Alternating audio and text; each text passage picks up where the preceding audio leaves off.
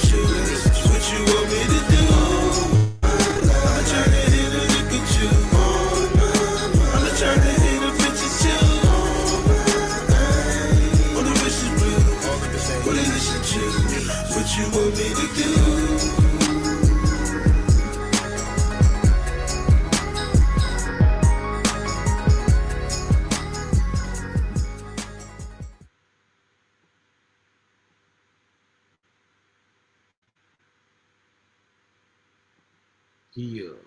Man, salute, man. Shout out to everybody tuning in, man. Y'all hit that like button, hit that share button, hit that subscribe button. You dig, man. Top of the night. We gonna run it up.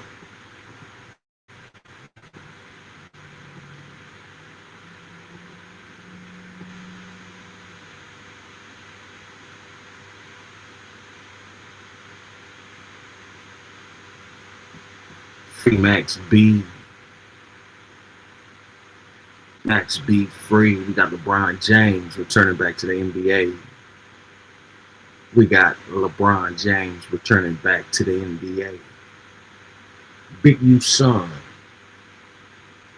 update. Big U Son update. We also got the Chicago mother who was viciously attacked by a mob of kids walking their kids home from school.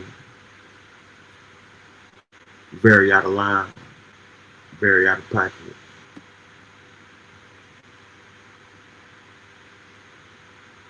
We're gonna dive deep into it.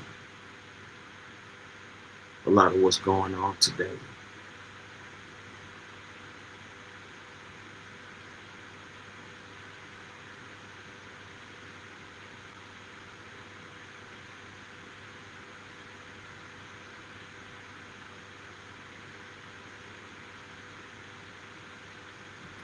All right, let's get into it though, man.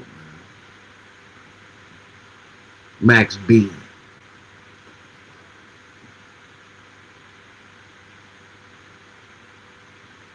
Let's talk about LeBron first. Let's go to LeBron return. Let's get to LeBron return. The Max B situation might take on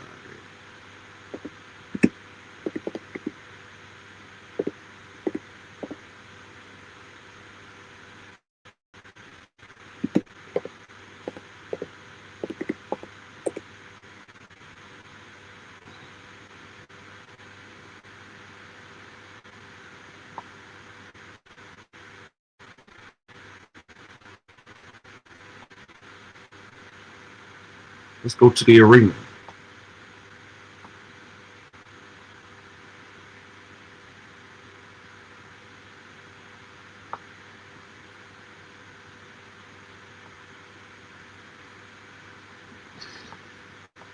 Let's go to the arena.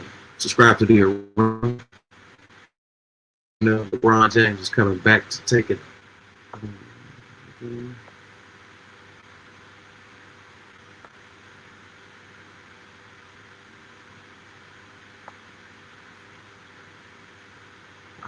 Let's see.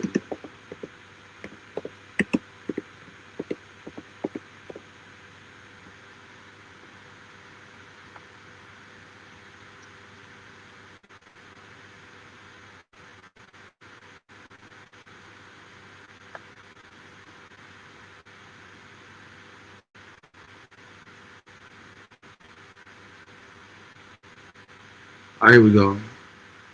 The arena, LeBron James is still doing the unthinkable.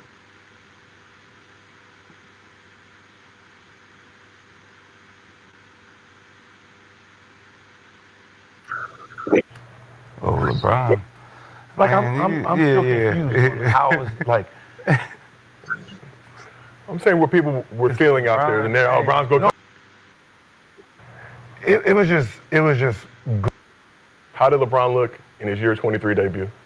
Okay, when you add 23 year, then obviously it's an A plus plus plus because we've seen what the rest of the field looked like at 22, 21 season, 20th season. So,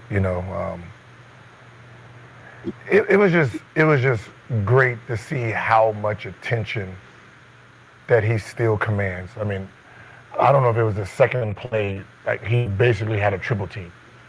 And the fact that that's what's still happening today makes it even easier for, some of the shooters that we have on the roster. So with him, Luka, and AR demanding that much attention, I mean, his plays has to go up, right? Marcus Smart on his side, hitting those open shots.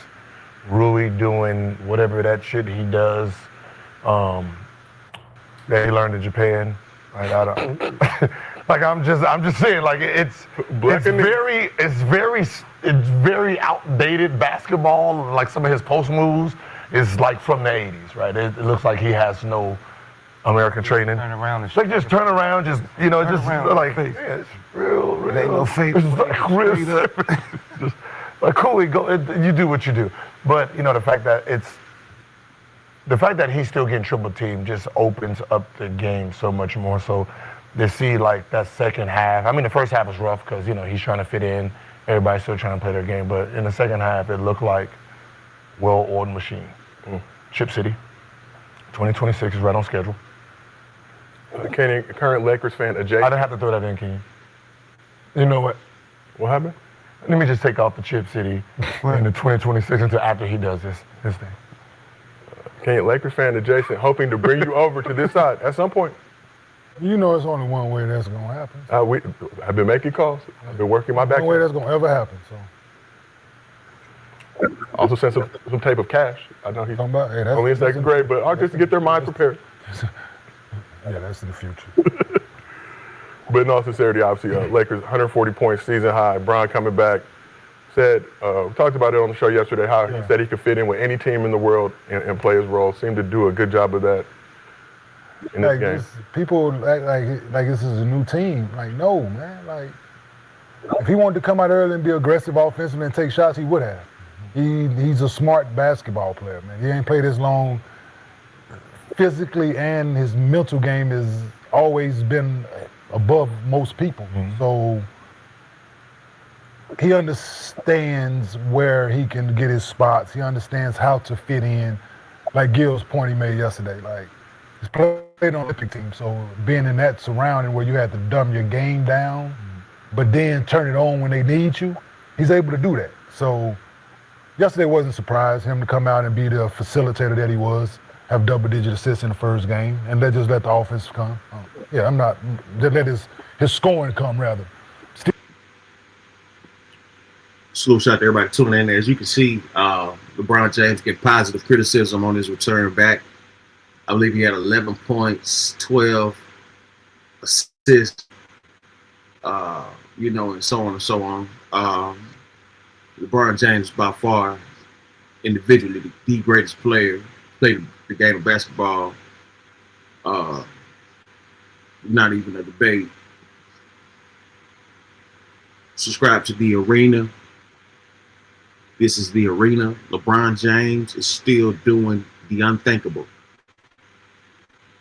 Still being like, it's a misconception when people tell you to be aggressive offensive, they think you have to shoot it every time, right? You can be aggressive to be a playmaker. And I think him being aggressive to be a playmaker, getting to his spots, the choosing to pass in those spots with guys cutting and open looks and things like that. Yeah, so he getting his spot still. So he was being aggressive, but he's being aggressive to be a playmaker and not a scorer. Yeah. The scoring to come, right? Because like Gil said, they playing Utah, they dumb. They got their triple team to man this first game back. Like they stupid. So he picked the right game to come back, like I said yesterday. Yeah. Right? He picked the right game to come back. He wasn't gonna come back against OKC or nobody like that. That'd be Houston and no shit like that. Like, nah, that's not smart. Yeah. Right? You coming back against a lesser team that gave up 140 points.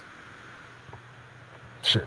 So played the Jazz Tuesday, also played the Jazz again on Sunday. Bron could have came back for that game. I'm sure he wanted to get his lungs acclimated before he has to go to the musty Salt Lake City area and play a game on the road. Absolutely. But Swag, you're looking at that. Bron, 7 field goal attempts, 30 minutes. Like Kenyon said, was out there looking for his teammates. Man. 6 dimes in the fourth quarter in like a 3-minute stretch of the game. The game is slowing down. It's not slowing down now, but you could tell when you're older, the game comes easier, you see things easier, slows down, you know more than the rest of the players out there, you know where to find your spots. You're having more fun because each game, you're coming closer to the end. I know Aiden enjoyed it. Everything he passed to Aiden was, I don't think he had any of them passes so far, and it's beautiful, man. But can LeBron he can still make an All-Star team averaging like 15, right? 15 and 8. He'll get voted in. Well, it's LeBron James. I'm about to say. If he keep playing like this, he'll play James. 3 more years. They don't put him on the All-Star game in Los Angeles, trust me.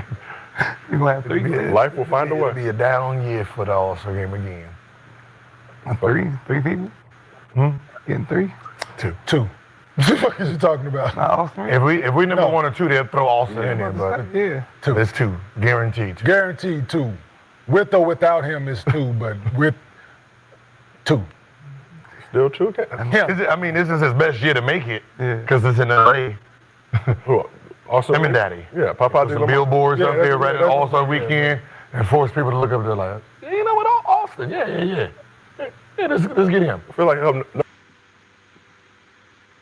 The All-Star game going to be in L.A. Got the All-Star game in L.A. You know, LeBron James, you get 23. Last year he was second all-team, so that's still you know, top ranking in the league.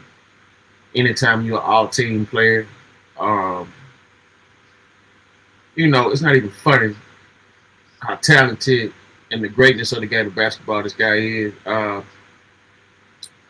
The fact that people trying to sabotage his career and legacy and name, you know, with just, you know, pure hate without appreciating that you'll never see this again, you know, never see this again.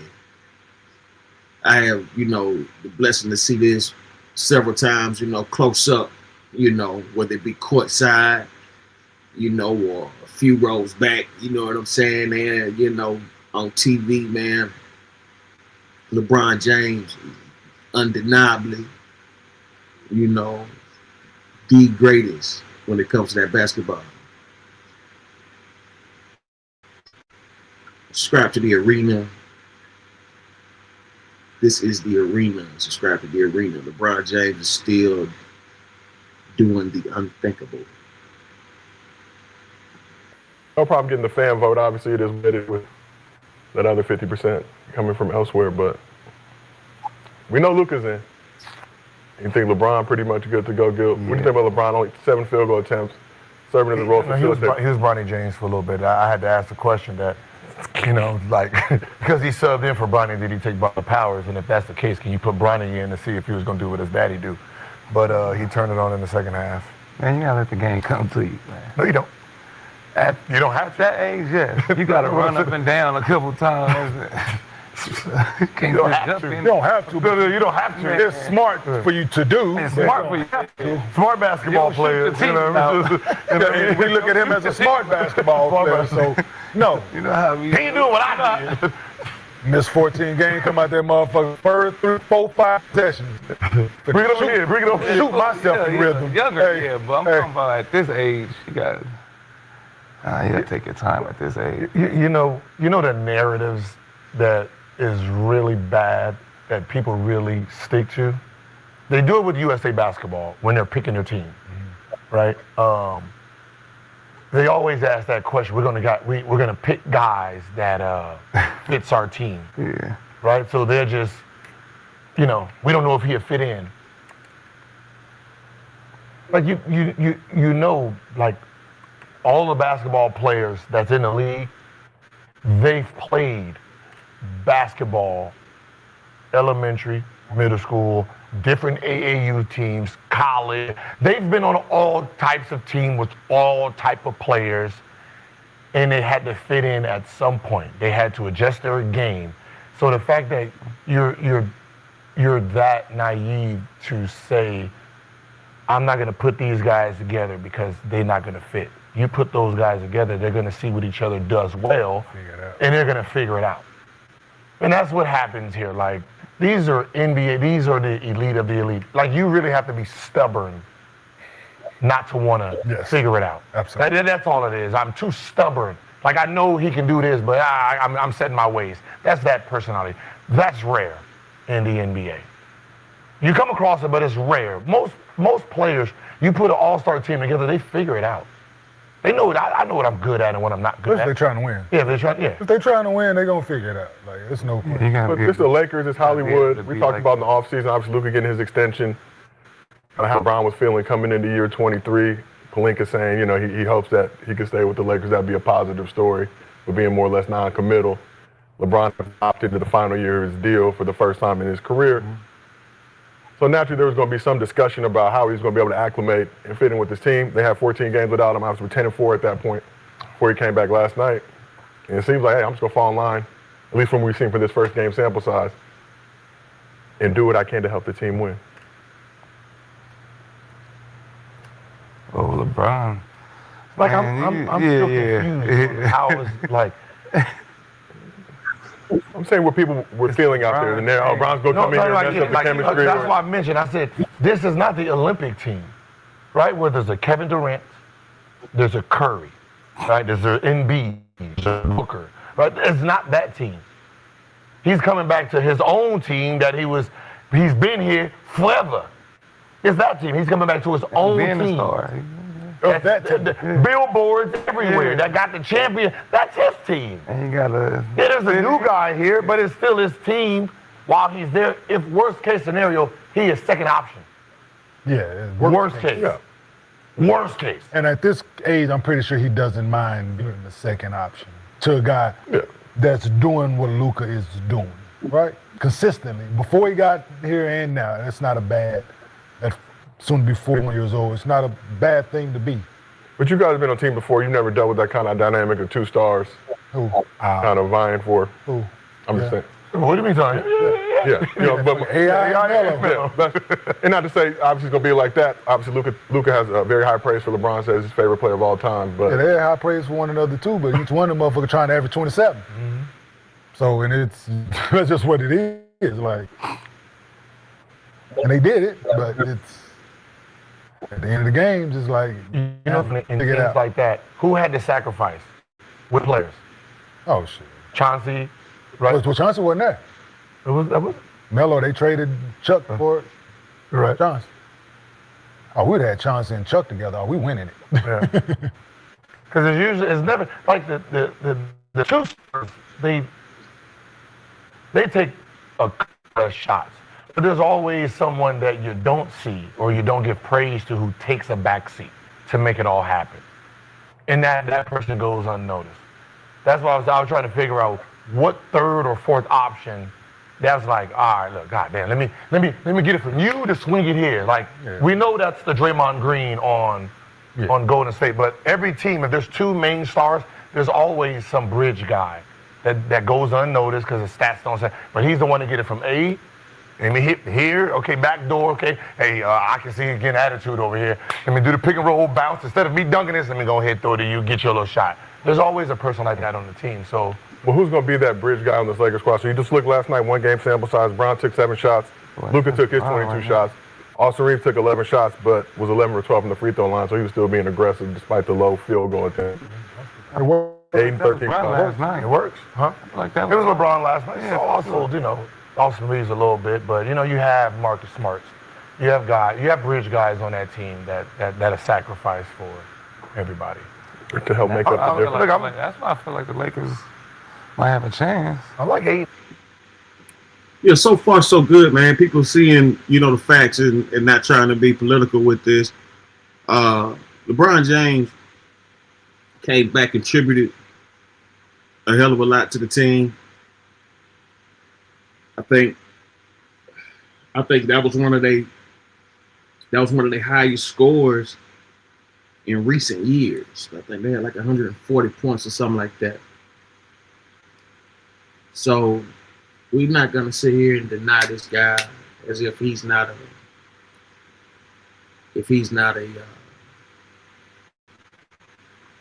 importance or he's not a major factor.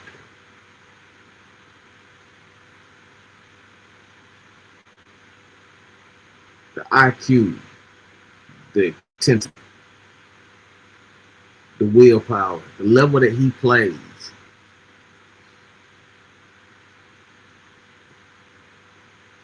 Let's stop it. Let's stop it. Let's stop it. The level he played.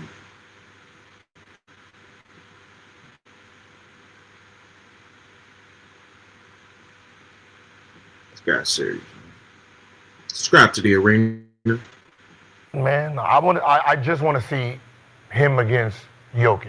That's all. That's all I want to see. Like, listen, he might have a triple. No. He gonna get his ass burped. He gonna get burped, pampered, and Just like everybody else, though. We're gonna change the pamper, burp, and put him to sleep. I just want to make sure he don't like What? Disappear. Yeah. Like, you know what I mean? Get frustrated. You know, like Just as take long the as ass he's like whooping. battling, Yeah, we take have the a ass chance. Just take your ass whooping. Take the ass whooping. Don't do the neck. What you mean? Don't get hit in the head and it didn't hurt. They start looking around like, Right, you know what Gil's referring to. Either way, yeah. Oh. Yeah. Did As that long as you happen? don't nick it, you know, we good. We have a chance. Disrespecting me a lot. Well, you better not. Well, you better not do what the counterparts across the town tried to do. Tell you that shit right now. Go out there and play that man one-on-one. I bet they won't do that shit again. Get the 55 piece. Hey, oh yeah, we're gonna play him one-on-one. Now you better, like the first game that JJ got the job, y'all better throw on him. Yeah. DeAndre Ayton gonna need some help. You know what I've tell you learned? that shit. You know I've learned through It's gotta be aggressive with Who? Joker. Okay, be aggressive. Okay. And with Double nickel. You gotta get under their skin. Double nickel. You think you can get under that man's skin? you know, the nigga who gonna speak English. Yeah, you think he's gonna bother him? You think he's gonna bother him? Lakers did it before. If you back don't in the day. physically, Back in to the who? day, before. I'm just Did it saying, to who? He was still the same. Did it to who? No. Say it. This was a Say the different. name. This was a different Joker. Say the name. Did it to who? No. Say it. You know what? So we know what happened after that. When everybody did that narrative and said he got stopped by didn't Dwight say he got Howard. stopped. He got shut down by Dwight Howard. He did. Right in 2020. Who did? It is 2025. Who did? Right? Think about it. It's 2025. Y'all had In White those House, 5 JaVale years, McGee, what did and you do? motherfucking Anthony Davis. So Nobody don't start does that that. shit. But when we put Dwight in, No, what I'm saying is, No, Dwight's a four-time defensive player of the year. He should play well, good defense against Nicola. during a global pandemic, that Dwight Howard match, right, where Dwight Howard was doing all he was doing. You got to remember who Dwight was, right? You're talking about a defensive stopper. But That was at that time, he wasn't. 2022. He was in and out the NBA though. 2020, right? Was that? That man won 3 MVPs since then, and no more 2 Dwight Howard. runner-ups. Ain't no more Dwight Howard than What I'm saying is, since He that going against time, Gobert in the and next fucking- 5 years, he won Hold 3 on. MVPs. Hold on. He going against who? Who you just say? Gobert. How many defense player years he got? 4. So what are you saying? Skinny as fuck. But though. it don't matter. He got 4 defensive player of the year. He's supposed to be the defensive player Who's stopper. gonna play? But he's not playing hard though. Who ain't playing He's not playing tough. I get what you're That's saying. what I'm saying. Nobody's playing tough. That on him. matchup pissed him off so much. In the next 5 years, it's 3 MVPs and 2 runner-ups. That He matchup. could have had 5 MVPs in 5 years. Should have 4. Nobody's getting He it. should at least have 4 MVPs. Nobody That's how have pissed 4. off he was about that series. That's what he's done since he got stopped. Nobody's getting into it. What I'm saying is, And it just wasn't Dwight neither, though. Y'all had Dwight, JaVale, and Anthony Davis. And Anthony. Y'all had motherfucking 3 Hall of Fame bigs, well, not Hall of Fame, 2 Hall of Fame bigs and another shot blocker. But nobody- Anthony Davis, as you know, Very active shot blocker, JaVale McGee. And usually they had JaVale, On the had weak Dwight side. and AD at the same time. And you got and you put one, you put AD on him and let the other dude weak Dwight side. name him. So it's And now what else bigs? it's like when we used to do me and Marcus Camby, goddammit. Yeah, I got him, MC. Guess what? Come clean this shit up. Yeah, they pulled that.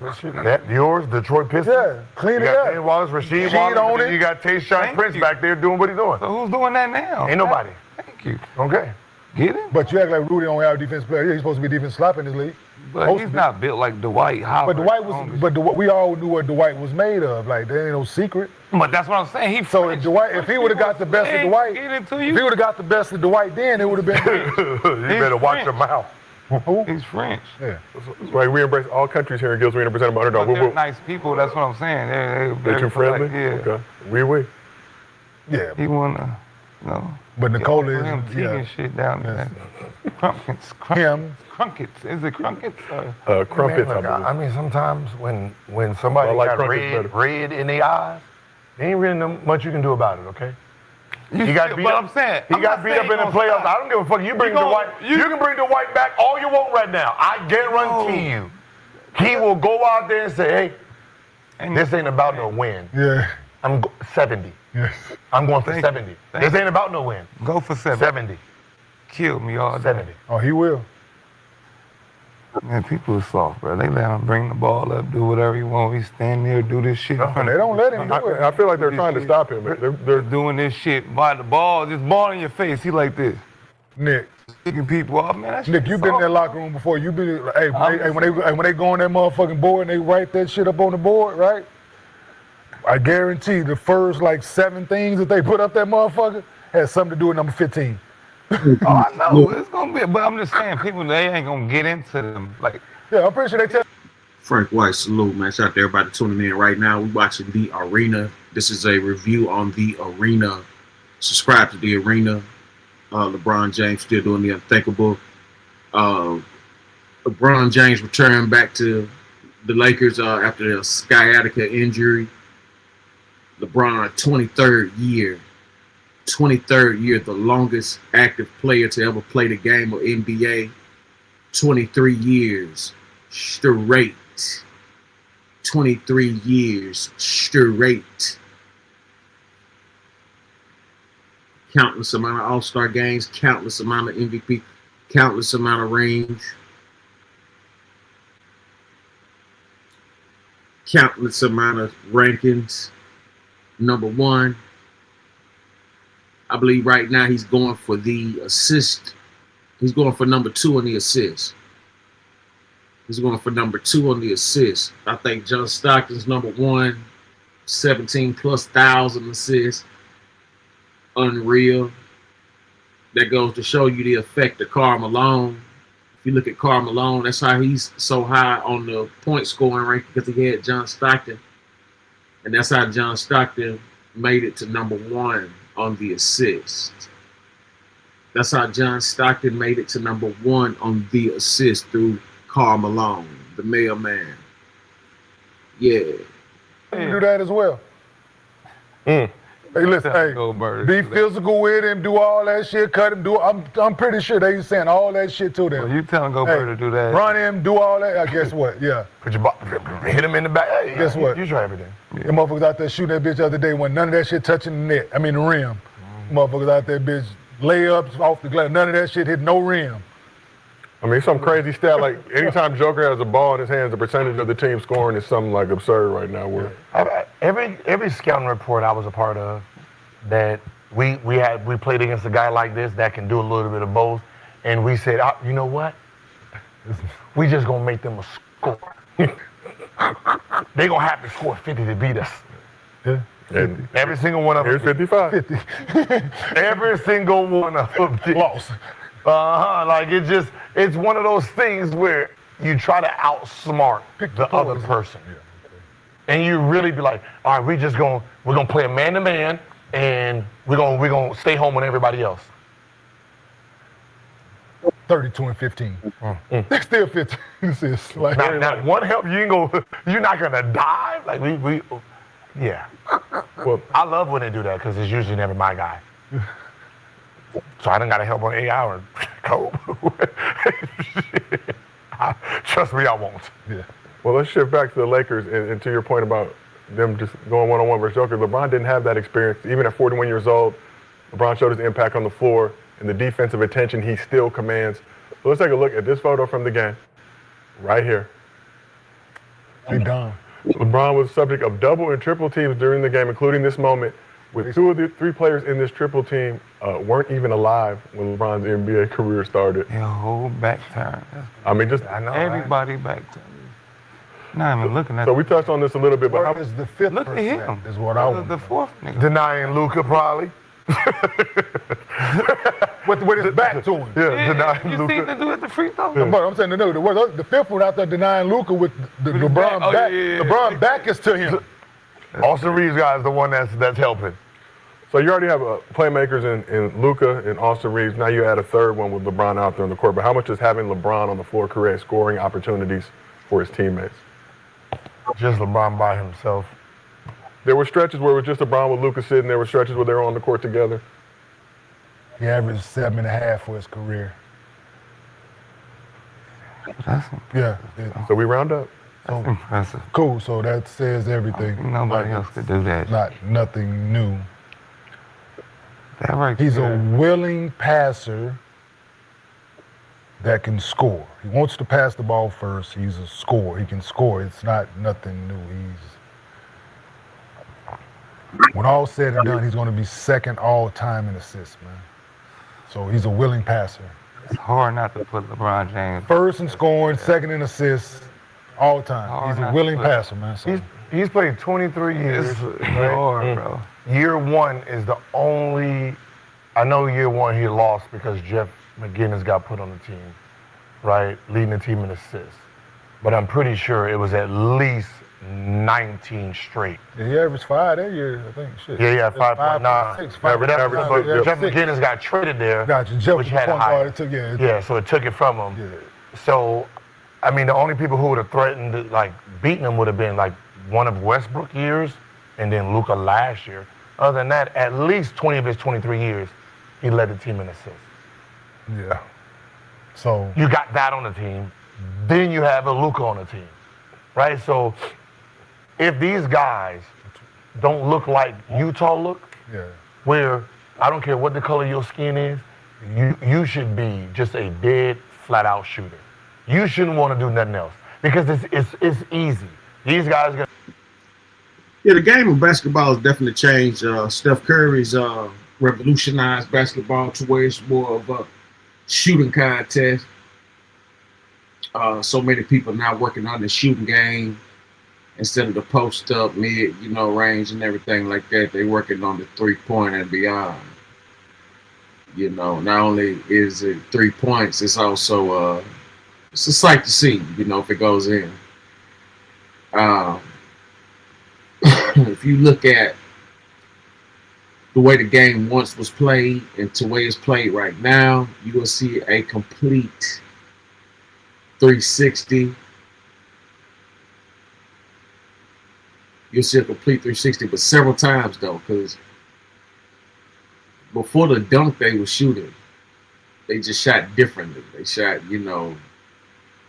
they call it grandma style, where you shoot from between your legs and up and things like that. The shots were a lot weirder originally. We gotta go back and look at some NBA history one day, man, and see these never before used shots, because the game has changed several times. The game has changed several times. NBA and the game of basketball is not what it started, but then again, you start to see traits of the old ways.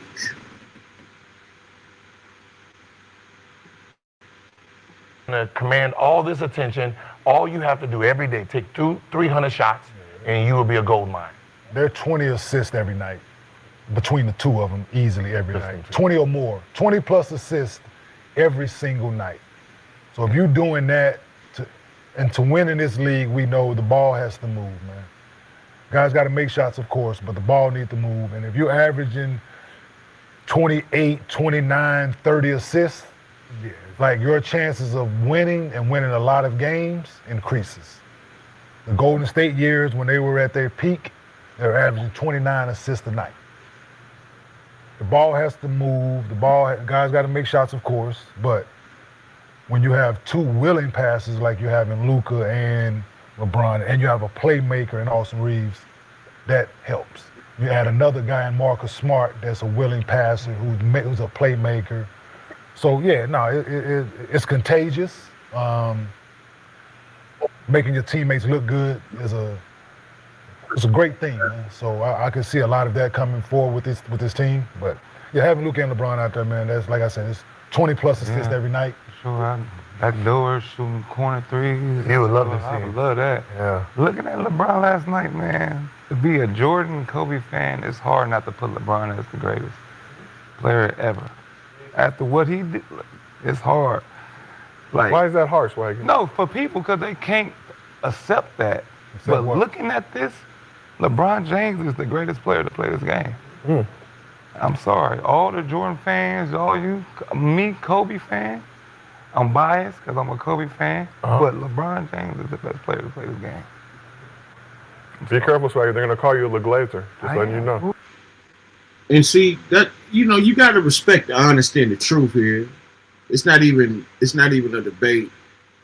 The fact that they allow these false narratives and commentaries to say this type of crap, man, like, Jordan this, Jordan that, man, that shit is so fucking sickening. If y'all knew the truth, so sickening, man, so sickening. Michael Jordan has been leeching off of LeBron James since LeBron James came in the league. Whether it be to sell his shoes or whatever kind of, merchandise and accessories he may have, Michael Jordan has been leeching off of LeBron. LeBron dominated Michael Jordan at 17 years old at one of his locations at his pickup games or whatever. And it was grown men. It wasn't no kid play or nothing like that. When LeBron James came in, Michael Jordan retired. So this is not a game or some type of joke or nothing like that. Michael Jordan retired when LeBron James came in. Not that he didn't have no more in the tank, it's because Kobe Bryant was already punking him. Kobe Bryant, people don't remember this. Kobe Bryant was told to stand down, let Michael Jordan have his moment at the All-Star game. Kobe Bryant said, no way. Kobe Bryant said, no way. So Michael Jordan didn't take the risk of being humiliated like that again. He didn't take the risk of it because he knows. He knew LeBron was coming. He knew this. Nick Young, man, I'm glad you said that. I'm glad everybody can say the truth. Nothing wrong with telling the truth. We got to stop these lies. Who gave him boy that one? Y'all gonna clip this? Y'all clip it just to have it in just archive. I know who you are. I know. But you know what's so funny? It's you can't. Sometimes the problem is you can be. I can have my favorite players and still recognize. Yeah. Great. Like, you know what I mean? Like, it's not like our favorite player got to go out like this. Right, he got hurt, Achilles went down, started getting injured at the end, so he didn't get to live to do this in his career. Right, he got hurt at the end, had to retire early. Right, our last memory, we gonna call it the greatest last game of somebody's career. Like, you know what I mean? So I don't think people like if you say it out loud, people who don't like him get mad, but they can't say that their best player looked like this at the end of his career. Right? They can't say their best player started off at this age at the beginning of his career. Even if you're a Jordan fan, right? You talking about he was 22 when he did this. He was 22 when he came into the league, right? Not 18 averaging 20. Oh. So there's things like, but at the end of the day, they all bring some type of greatness that you can't mimic. You can fight for, you can, but it's still part of greatness. So people make the argument. So I was in Dallas over the weekend. Tell my mom happy birthday. My mom's birthday was Sunday, so I was in Dallas seeing my mom. Right. Stopped at the store, the barbershop that was next to the store. Of course, people recognize they come out. Now people want to have this conversation, barbershop conversation. So first question: who you got, Bron or Jordan? Right. It's that, right? And I say who my favorite basketball player is, and they like, oh, why? How you? Like, look, so you like the other guy, right? So cool, right? Your guy is great, taking nothing off your guy's plate. People try to make the argument to change the other person's mind. Like no, we've seen it. Like we saw greatness happen. We were a part of it. So.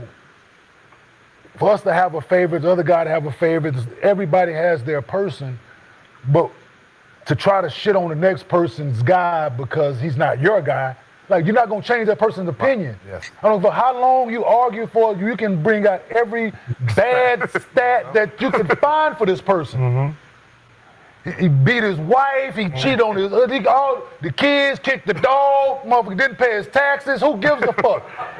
Right? I'm saying serious, bro. Right. I'm not gonna change my mind. I ain't gonna change my mind about this person, right? So He didn't pay his taxes. yeah, whatever. But you can he love. gotta go. You can love that person is his person, right? So appreciate your guy, appreciate his greatness, but the other person is great as well, man. The things that LeBron is doing, like to Gil's point, no one has ever done. We've never seen this. Yeah. So there's nothing to compare it to. That's what I'm saying. Right? There's nothing to compare LeBron James to at all. We ain't seen it. Right. So to question his greatness at any time, people just haters. Yeah. Like, people are just flat out haters. You just gonna try to pick the negative, the finals thing, you switch teams and all. Cool. He was great when he switched teams. He was great when he lost in the finals. He should have won finals MVP when they lost. So don't even though in those moments, his greatness is still great. So just because the other guy didn't lose in the final, he had his downfall early in his career. If you want to nitpick at shit and things that he didn't do, so the guy's your guy. Your person is your person. So you're not gonna change the other person's opinion on who they like, man. For real, that's like when you said OJ was your favorite person. And I was trying to... OJ Mayo? Yeah, I did like OJ Mayo. No, OJ. And I was like, dog. OJ Mayo, I love OJ Like, Mayo. Orenthal James Simpson. Oh, yeah. Yeah, he loves him. Who? The juice? Yes. I like orange juice. My dog. Yeah, they just like I do somebody like coming to like, so do. if you got a significant other, right, and somebody else was with her before, and you like, hey dog, she didn't do all these things for me, or why you with her, why you like her, like, the fuck that got to do with my situation, nigga? Like, just cause she didn't do that shit for you, like that don't, like, we good over here. That cause she didn't clean up after, like, she didn't do the laundry over there, nigga. Like, no, I gotta wash in the dryer, nigga. She didn't have to go to the laundromat. Like, I made it in, like, it's like. Yeah.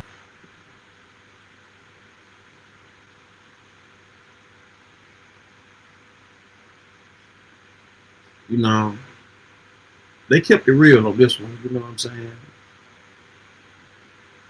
And this is what I respect about Gil Arena's show. It's not Nike ran or nothing like that, where they gotta, you know, just force this Michael Jordan bullshit. You know, Michael Jordan was cool in his day and things like that, but you can't compare him to these new dudes, man. It's not even funny. There's so many guys that were better than Michael Jordan, but they force you into this brainwashed collusion and delusion to believe that he was just the greatest to ever play, and it's just not true. Sorry. It's just not true. It's a gang of players playing right now better than this dude, man.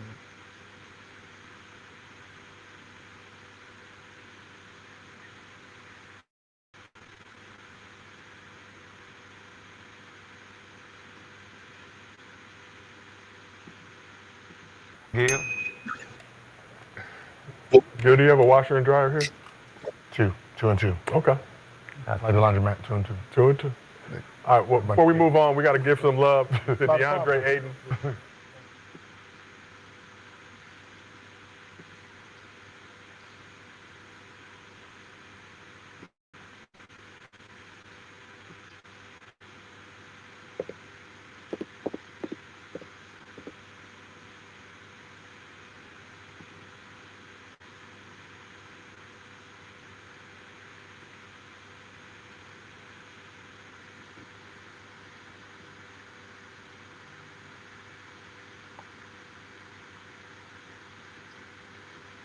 You can see, man. It's not a game.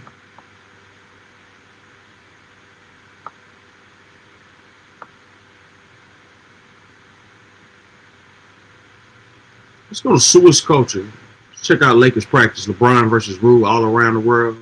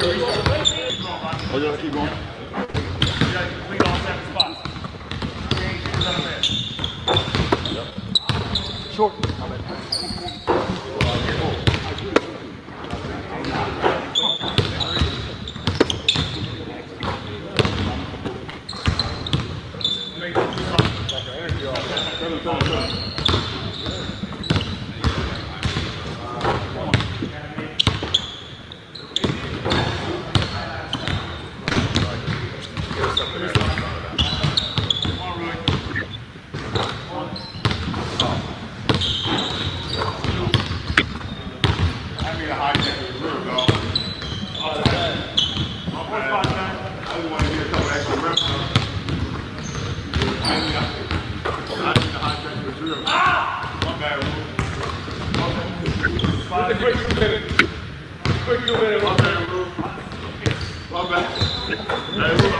of trash talking. I had no part in making the teams.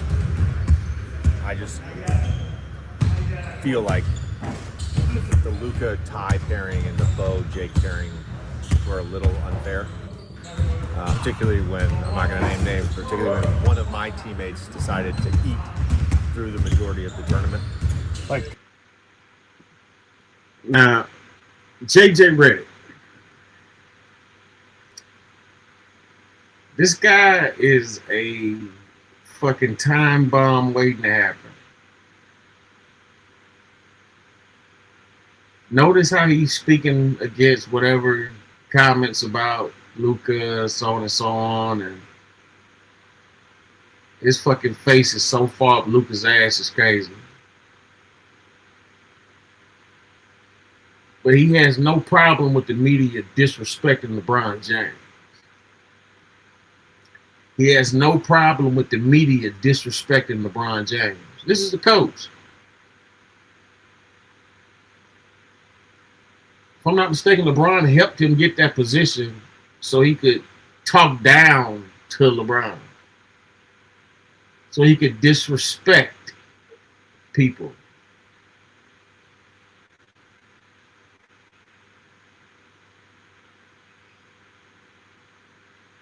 Now, JJ Redick needs an attitude adjustment, no doubt about it.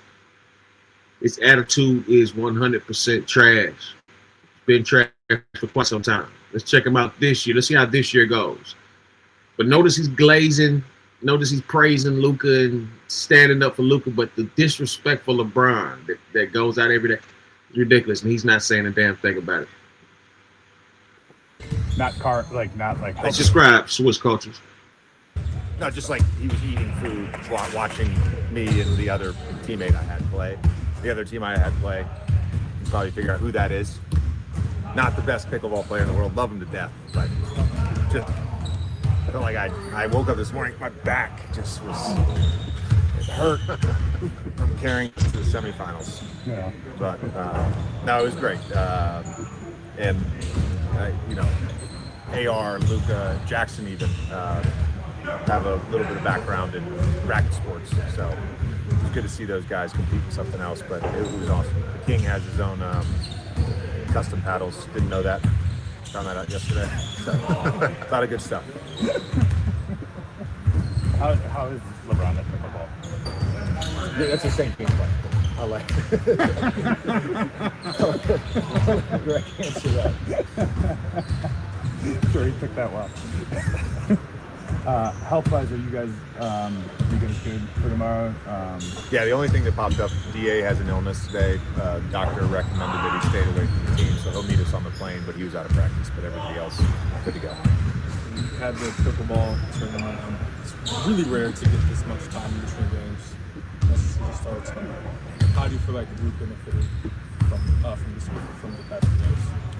Hey, we got through this week without wanting to kill each other. Just like a pickleball tournament?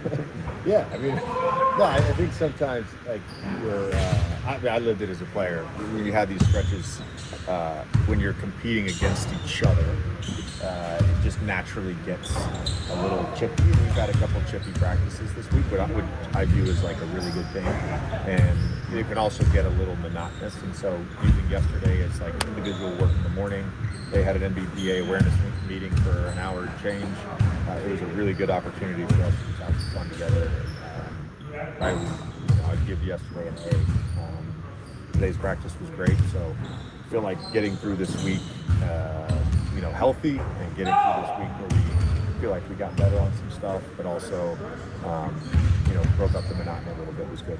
With the way Utah plays, how does that challenge or stress you think, especially early on? You guys got to figure it out. They're gonna get stuff because they're really good at running off-ball action.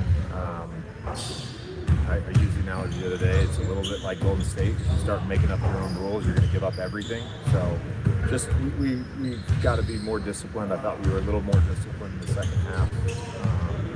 that was reflected in their shot quality. That was reflected in their point total.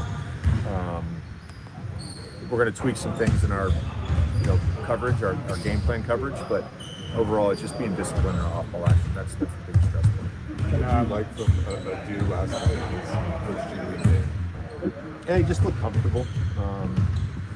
I liked his ball pressure. I thought defensively, he was in a stance a lot, which you got guys that are 8 years in that have a hard time getting in the stance. And I think defensive possession for him to do that, in his first extended period, he was really good. The athleticism obviously tops.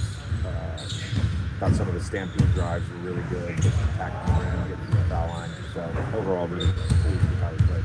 You rolled TV pundit hat back on for a second, and what do you think Chris Paul's legacy will be in this game? It'll be whatever people decide it is. I'm not going to craft the narrative. I just know him as a human being and a teammate and a brother. And the arc of our relationship is very interesting, from going for a decade plus of quite literally hating each other to feeling like he's a part of my family, and getting to watch him evolve as a player, as a competitor, as a leader in the later stages, particularly after I retired, has been actually really fun for me. It's, I think, rare that you see guys who have accomplished as much as he's accomplished to grow in the ways that he grew, both as a player and a person. And we used to talk about this with the Clippers all the time, like squeezing the juice out of a possession, and he was the master of that. He squeezed the juice out of every possession, and that's like the micro version of him. Is just manipulating the game, thinking the game, squeezing the juice out of every possession. He squeezed the juice out of his career. He's done that for over 2 decades, and it's remarkable for a player his size to be able to compete at that level for so long and so consistently. The game will miss him. I'll say that. The game will miss him, and I'm sure we'll have some amazing opportunities in retirement. Was there an on-court player moment? Say LeBron squeezing the juice. Listen, y'all gotta hear these backhand compliments. You gotta listen to what people are saying. It's a lot of backhand compliments with this. LeBron is squeezing the juice because JJ couldn't do it. All these people hating on LeBron, wishing he retired. These are people who couldn't live up to what they were supposed to.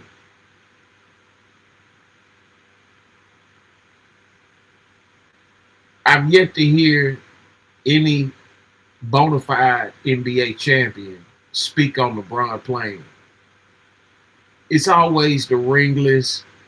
It's always the hater, wisher was guys, things of that nature, man.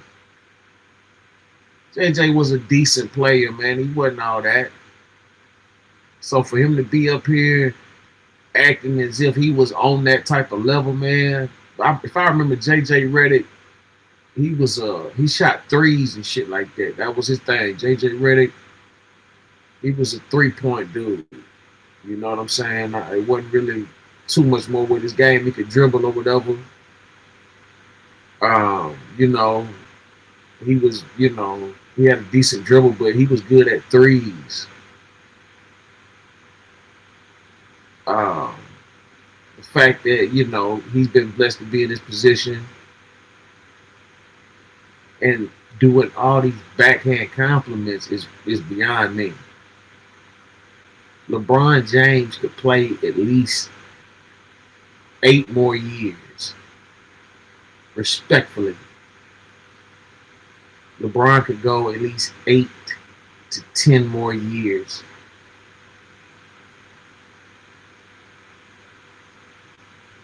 I say he's done at 25, but he might do the Kobe tribute for the Lakers and leave 24 years or whatever. But you got to understand, these records and everything like that, he must leave his mark. These are the people who are hating LeBron and saying All this, he's squeezing, all this old bullshit, man. That's bullshit. That's bullshit. These are all people who couldn't do it. JJ, your career was over like 5 years into the league.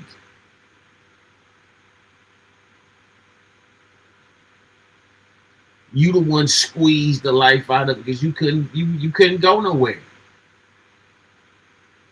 You wasn't never on no LeBron James type of time. You was nowhere near. I think y'all got drafted around the same time or something like that. That's the only comparison to something like you was in that range of years of drafts around that 03, 04, 05 range or whatever, somewhere in that era. You was around the end or something like that, man. To sit up here and act like you was just, like you just, just turned out to be this amazing baller is crazy.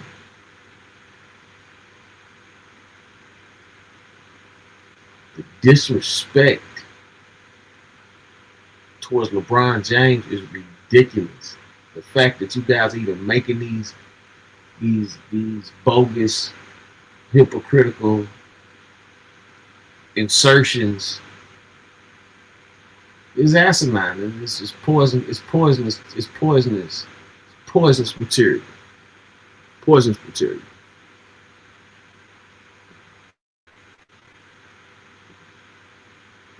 In your time with him, that stands out. My rookie year, I was in a suit, and this is when we hated each other. And he came over during a dead ball. He was in the left corner, and I was behind the bench. And he goes, "Yeah, this is a lot different from college, isn't it, JJ?" And I said, "I fucking hate that guy." That tracks. Why did he pick you out? ACC. Yeah. Okay, but we had our battles, but no, he when I was his teammate, the thing that I loved the most was our nonverbal synergy, and it's hard to capture that in like a single play or a single moment. But I always talk about teams feeling like an organism that function together, and when a team is really functioning together, there's connective tissue to that. And I don't think there was a player that I played with that I felt more of a connective tissue than Chris Paul. Tracy, I'm glad you brought up that Chris Paul story. It's like you being a former player, how much do you use that? Chris Paul retirement.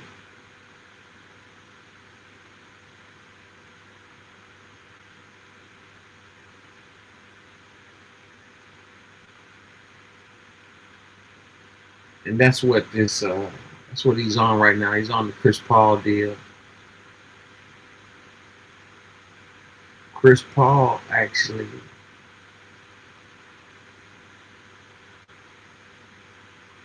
was a better player all around than JJ Redick.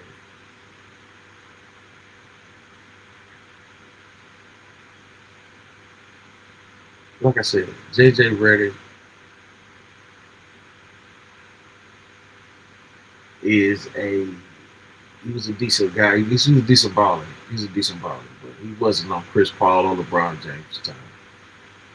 The disrespect that he allows to go on with LeBron James and the things that come out of his mouth is horrible. And now he's disrespecting Chris Paul. Chris Paul is still playing. Still playing. Made a lot of money. A lot of money. He'll go down as one of the best ringless guards to ever play the business. He's up there with some of the, Chris Paul is a top 15, top 15, top 10 point guard. Might be high up there, but he's there. CP3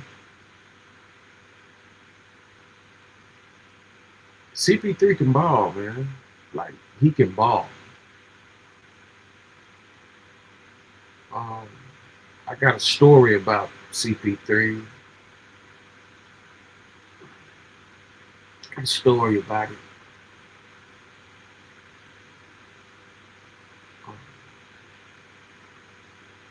Rest in peace, Billy Holmes. But I do got a story about CP3. That'll come out. I got the footage also. Rondo, put hands on him. I was at that game, so I got a few stories with CP3. You heard? I was at the LA Laker game. That was the game right there. That was the game all that went down. That was one of the games I was at, though. You know what I'm saying? But that was the game. Go to Appalachian, get that All Eyes on Me. SendaRoni, Sloscru, All Eyes on Me. Go grab that, you heard?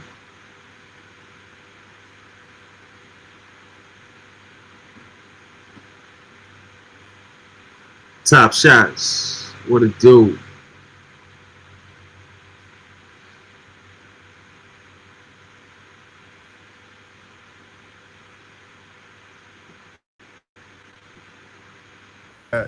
To your coaching, like with a lot of situations, do you still use that, like some of your stories that you had, and bring that to coaching too as well, knowing how you felt in certain moments with rookies, all the way to vets, to when you were the guy making a lot of money, a ton of money too as well. So I just wanted to ask you about that.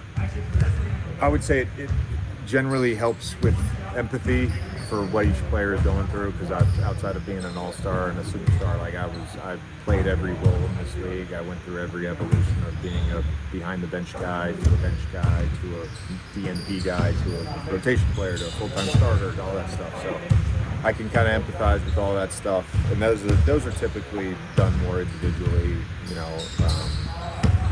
Guys don't want to hear me talk about my career as a part of the team, so I've maybe done that 3 times. Do you think a lot of former players, especially with the young group, when the older guys talk, I feel like they don't really listen as much, because it's like, oh, you got to show me more so?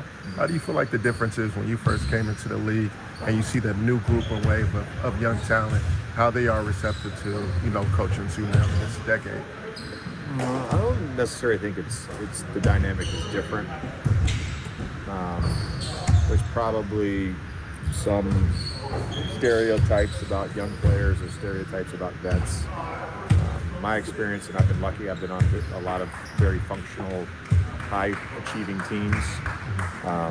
The communication lines have always been really good, and both parties, whether it's coaches, players, young players, old players, everybody's receptive to feedback. And I think a good team, one of the hallmarks is you are open to problem solving. I think that's all part of being a vet. It's part of being a young guy. It's part of being a coach.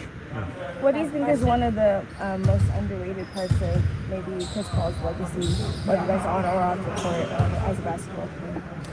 Yeah, again, I hate saying this. I hope he doesn't win an NBA championship, because that would mean the Clippers win an NBA championship and we don't.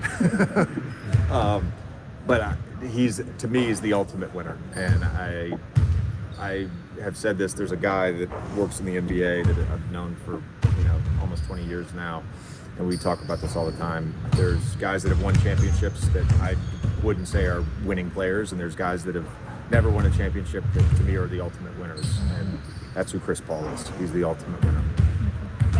Oh man, I was all right. I wasn't prepared for it, but we lost in the semifinals. I was actually with JJ. Me and JJ was on teams. We lost to Luka and Ty.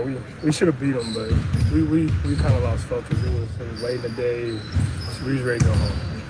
So I don't mean to call you out, but you said you were teaming with Dredger? I was teaming with Dredger. You was telling us about how you had a teammate who was kind of... It wasn't me. It was 3 of us. I ain't gonna mention another one. I'm gonna mention another one. So, wasn't me. I was holding my own. So. That's your first time playing pickleball? No, it's not my first time. I don't play. I rather play actual tennis than pickleball. Really? But it's not my first time. I don't play it at all. Are you as competitive and stuff like that as you are on the basketball? Sure, and that's the problem. So I had to kind of go easy. I'm like, the last thing I need to get out here and do is roll an ankle trying to play pickleball. It's the last thing I need to do. So. How important is, having those extracurricular activities with your teammates? And you could kind of see that in the last game, how close of a unit you guys are, and how important is having those type of things? It's huge, man, the camaraderie that we're building, for a lot of us, me, Jake, DeAndre, this is a new team for us. And, we're getting to learn everybody's, tendencies, what they like to do and what they don't like to do. Marcus Smart. He is this generation's best guard defense player, one of, brother. I'm glad he was able to humble himself, man, and get his mind together, man, and come over here and make a difference with the Lakers and with LeBron and Luka, Reeves and Aiden and Brian, Blue, Vanderbilt, all the guys over there, the Viria, whatever, all the new ballers, all the new guys, everybody that's over there with this new team. This is a pretty good squad. This is actually a decent squad here.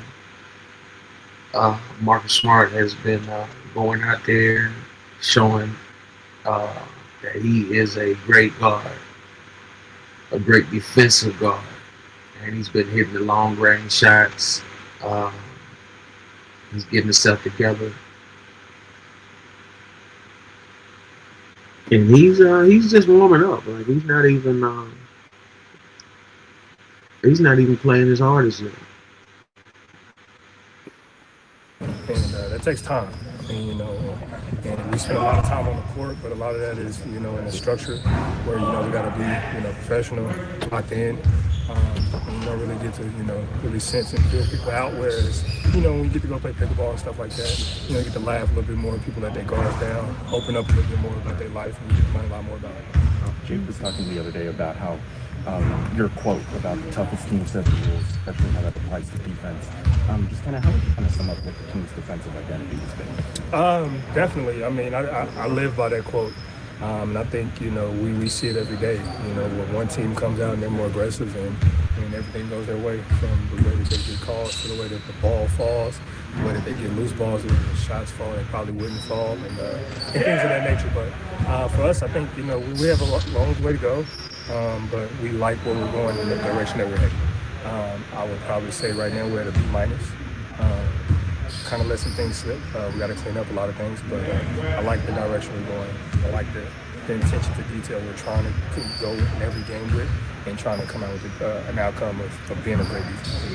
Multiple big games, LeBron, including the conference finals. What was it like to actually be able to have him as a teammate for the first time on Tuesday?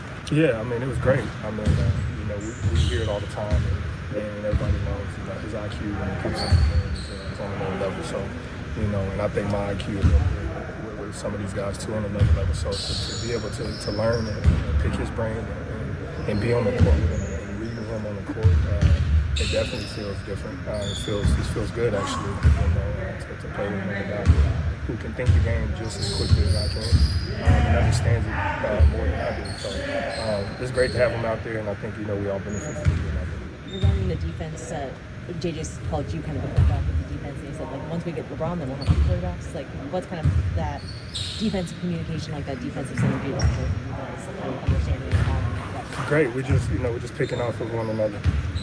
Some things that I don't see, he picks up. Whatever he doesn't see, I try to pick up.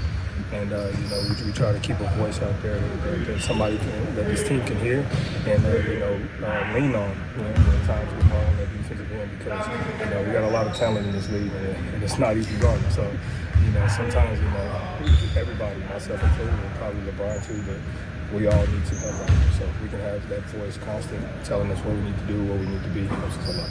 Two more. How's your health? Right now, where you were last year all the way, now to this point, and you look really good, and just wanted to ask you how things are progressing with you. Everything is great. I'm thankful. I'm blessed. I thank God every day that I'm able to wake up and get an opportunity to let my body heal and get back to the last 2 years for me was devastating. Couldn't stay on the court. Things that I couldn't control, injuries, dislocated finger, torn ligaments, stuff that just kind of happens and you just have to deal with it. So, but I'm in a great place right now, and I'm trying to stay that way. The coaching staff, the medical staff does a good job, and the training staff making sure that I got everything I need to make sure I can stay in this tip-top shape of health that I'm in now. Jake talked yesterday about learning to play differently when different guys come back. Like when LeBron comes back and things change. For you, how have you kind of adjusted to the different roles as you get healthier and players come in, they came back also, like your role changes. How do you kind of it's part of it. It's part of it. We have a talented roster. Yeah, no doubt about it. They got a talented roster, man. I see them going the distance. I can't see that they, can't see too many problems in the way. I mean, of course, it's just the beginning of the season, so we got to see how everything plays out. Everybody stay healthy and things like that. But Marcus Smart definitely was a major asset to the Lakers.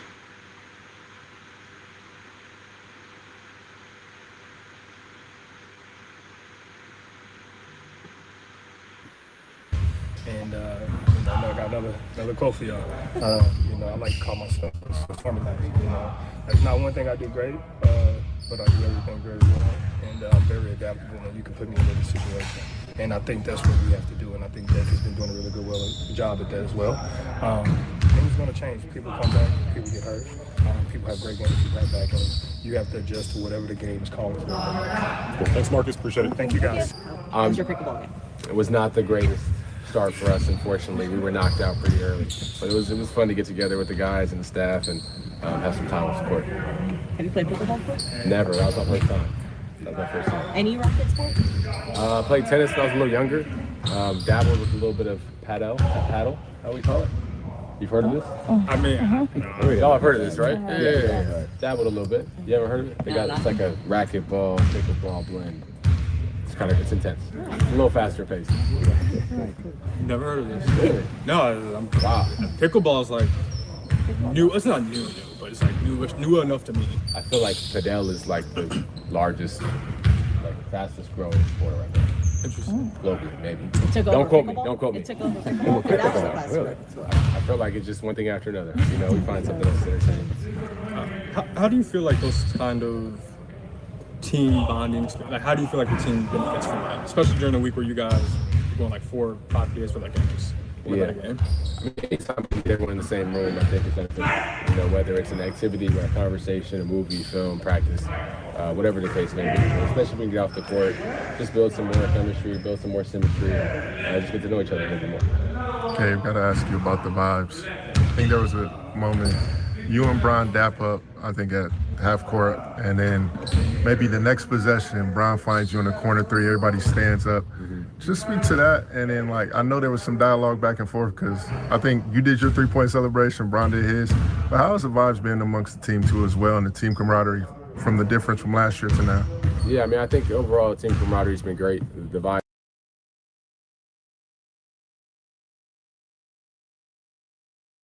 are high. I think I mentioned that before, but guys are just enjoying each other, and obviously winning helps with that, and we make a run. And like I mentioned time and time again, guys have been celebrating each other. So that was a moment where we were, I was celebrating his pass, he was celebrating the main 3, the bench got involved, we had some fun. It was a good run in that third quarter. How did you make it physically out of that game, like when you first came back? Oh, I feel great. Yeah, I feel great. It was good. They managed my minutes well. The game went well for me. Body's going well. Gotta ask you about AJ Williams and you, 2 Santa Barbara reps, really cooking up. AJ Mitchell? Yeah, sorry. My bad. You good? AJ Mitchell, yeah, sorry about that. But you and AJ Mitchell, Santa Barbara coming from there, Big West, a place that doesn't get the credit it deserves in terms of building a product and players. But how do you feel seeing y'all two, really succeed in the NBA? Yeah, I mean, it's been great to see how he's been performing. Obviously he's had a great start to the year. He had a good year last year as well, but obviously he's gotten some more opportunity this year and he's been taking advantage of it. Hopefully he doesn't play that good against us, but I wish him the best, and obviously he's been playing well, so happy for him. Gabe, you've been an on-ball guard scoring, in the past. This team has a lot of playmaking already, kind of filled at the top with Luka, LeBron, and AR. How do you still stay in offensive rhythm? You're kind of playing more, off the ball in your units. I just try to do my job. I try not to worry about rhythm and all that, and just try to go out there and do my job and put my best foot forward for my guys. You guys had a PA meeting. Were you involved in terms of leading that too with the PA? Since I know you have, your background with the PA now, but how was that? I tried to do a little bit, but they kind of just they took care of that meeting for the most part. You know what I mean? It's one of the ones every team has to go through. We check our boxes and go over some things, but it was always good to see people from the PA and get us in front of them and have some conversations and some dialogue. So it was positive. Awesome. Thank you, guys.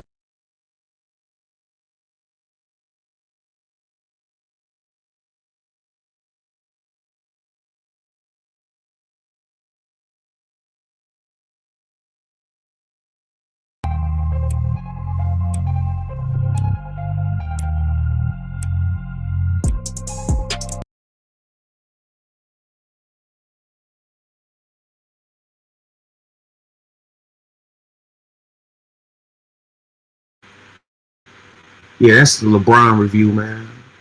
You know what I'm saying? LeBron's, man, excellent player, man. Can play on any team.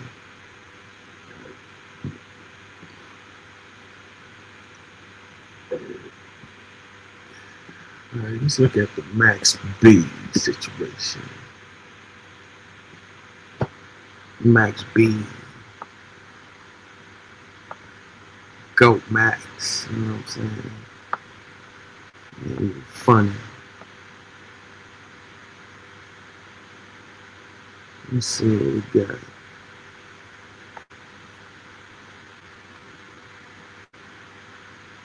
Let's go to No Jumper.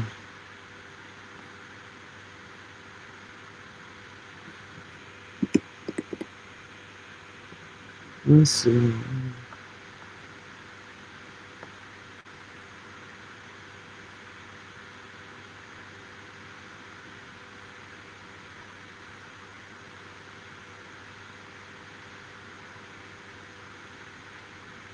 Got a lot of haters out there.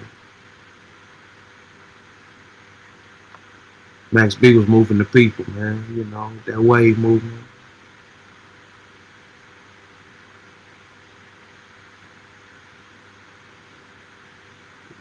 Get into some Max B topics. Me personally, man, Max B one of the greatest out of New York, man. That motherfucker ain't even funny. Let's go to No Jumper. Max B snitched to come home early. His brother tells wacky talk. We go off strictly what's on the internet. We go off and whatever you can dig up. No, if I got some exclusive shit, I got some exclusive shit. Yeah. So that's not going by what's on the internet. I got some more exclusive shit today on what's the dude name? From New York, the rapper dude. Max B. Why? But everybody has to get taken down. Why Max B? His brother called me and said what? He ratted on him. Not the wave god. You want me to play it? He's sending me to work. Sure, why not? He's sending me to work. Are you familiar with Max B's case from back in the day? I'm familiar with it now. I'm pretty sure he sent his brother to go rob a girl. The girl's brother came home, or not brother, but her boyfriend came home while he was in the process of. No. They killed him. Went. It was a chick who met some dudes at a club, went back to the hotel with him. Right. Had a little money, they had whatever going on. She reports it to Max B. She let it to Max B. Yeah. Max B let his brother know, allegedly, Pooh Sims or some shit like that, right? So Pooh and the chick double back. Right. She had a key. So when she get there, the key don't work. They gang entry going there. Whatever she said was there, what nothing there but a laptop, $800. Right? They smoke them up. They kill somebody up in there doing a robbery. Because somebody tries to intervene. Yeah. Right? Everybody get away. Max B get questioned. He tells him what club that the female works at and what project building she live in. He identifies the chick. They snatch the chick. The chick then identifies Pooh Sims. Right? Max get like 75, 80 years. Pooh get like 100, 125. Right. The chick do like 10, 12. She home. And for people out there, keep this in mind in case you're ever thinking of involving yourself in a murder conspiracy. Max B did not go on the mission. He just provided the information about the target to his brother. So here it goes. Time goes by, Max get a time to, from like 80 to 20 or something like that. Yeah, they're chopping it So down. this when it comes to me. So we running it. We see where we got the paperwork because we found the appeal where he gave him the information on the chick. That was a violation. We seen that. But then it was a sealed file, right? I said, so some in this sealed file. They're claiming he got his time knocked down because of the inconsistency of counsel, right? So next thing you know, everybody always asks, Wack, how do you? They call me, right? I get a call from prison. Pooh Sims, who are you? I'm Max B. brother. Okay, what's up, man? What you want? He said, man, they was telling me this. What you think I need to do? I said, this is a sealed file there, bro. I said, whatever secret's in that sealed file, only you can get it, though, because you're in there, it's your case. This 6 months ago. He called me today. What's your address? What you got? He said, boy, Wacky was right. I said, what you mean? He said, when dude came back, he put everything on me. Said, I did everything. He put everything on me. That's how he got his time knocked down. Wow. Right? So he said, I'm sending you the paperwork so you have it. And boom, this just on the way to no jumper. Wow. Look, this your bad. Okay, so the new information you about to send me I didn't forget. Yeah, so this Wack 100. Now, this same information he already had, like months he been talking this shit. So he gets on no jumper, runs it as if it ain't what it is. Now it is what it is. He just got it and all this kind of shit, man. You know, playing the game.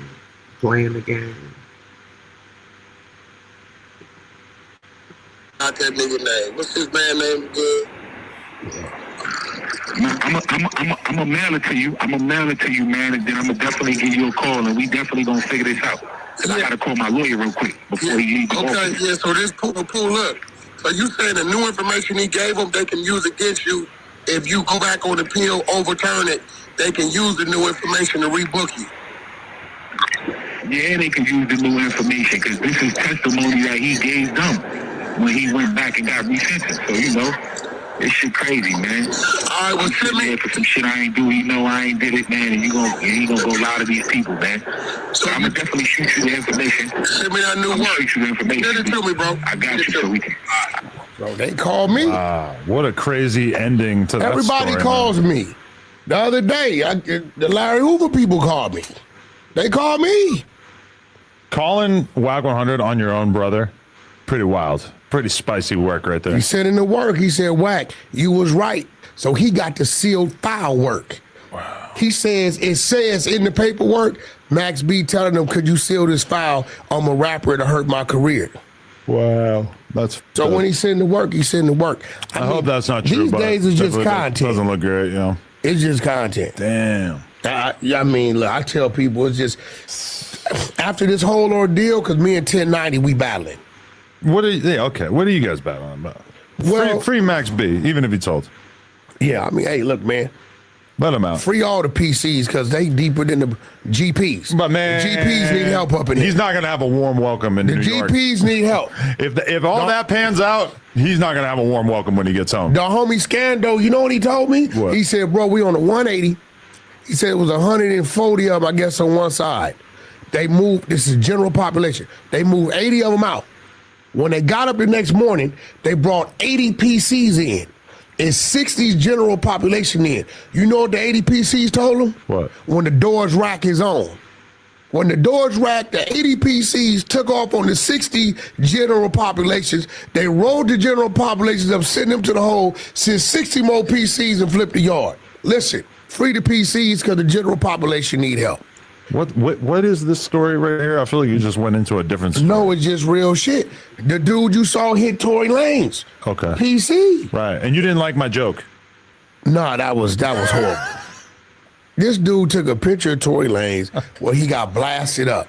With the blood all over him. With the blood all over him. And said, this what I look like after I hit my girl on her period. Now, I'm like, bro, what kind of sick, sadistic? You're the only person who even mentioned that post to me. If Tory Lane's my guy. I should have took it down because nobody laughed at it. Nobody thought it was funny. I thought it was hilarious. Nobody. That's the point. Yeah. But see, you don't get backlash. I do. I think you almost up there with some of these people I've been discovering that don't nobody say nothing about. So often I will say something, usually about race on here, and I'll think in my head like, oh, that's got to be the one. That's got to be the Twitter thread. And then it just doesn't happen. Like people are so used to me being edgy and offensive that I think it feels pointless for them to call me out. But then meanwhile, when I said something about Jay-Z not having rappers on his level on his projects early in his career, that had the Twitter wolves on me. This like somewhat nuanced opinion about hip hop that I honestly don't give a fuck about at all. That was enough to get them all talking about me. But I feel like I say a lot of things that are like racially charged that should be controversial. I mean, I got the content when I walked in. You was on the phone. I don't know who you was talking to, but you was like, all right, my nigga. No. Wrong one. You're thinking of Jin Lee, the white boy. No, you. No, not I. It was you. Not I. So you said you never said the N-word? Who in my call log would I have possibly said the N-word to? Let's take a look Maybe here. you was talking to Brick Baby. Y'all do all kind of things. My wife probably wouldn't want to hear me say the N-word. For Extra, definitely wouldn't want to hear me say the N-word. Brick Baby, there you go. Honestly, he would be very okay with that, but not someone I would say it to. King Pill probably wouldn't care, but you know.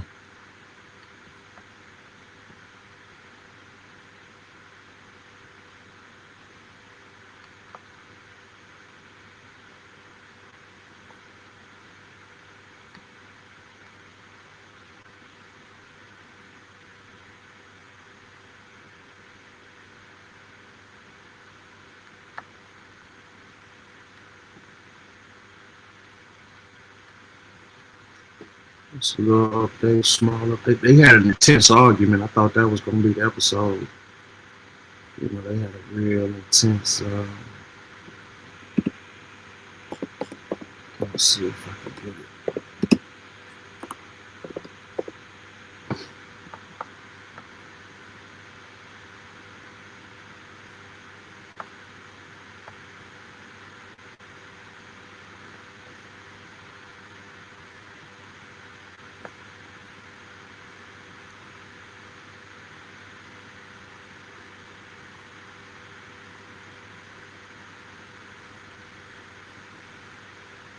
See what we got.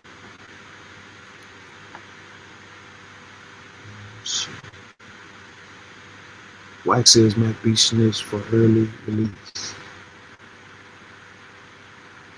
Subscribe to No Joke. I'm taking a look at this list of topics. We're definitely going to have to figure out how to get this monitor closer at some point because it is very tiny. Bigger TV. Yeah, or just like the TV could be closer. It's very far away. It's not the way. Yeah. Nah, you need a big one, man, because then you're going to take up the little walk space back there. Yeah, I mean, slide it closer. How do we feel about Max Wack claiming that Max B is a snitch? This is something that he was trying to get me on board with like a year ago on the podcast. I just watched 1090 Jake do a breakdown of it, and from my perspective, it seemed like the only thing that Max B did is that when he was having a conversation with the cops, when they were basically interrogating about his involvement in this murder, that he like mentioned the girl who set the whole thing up, and he mentioned where she strips at, which to me is that's not the same as like really.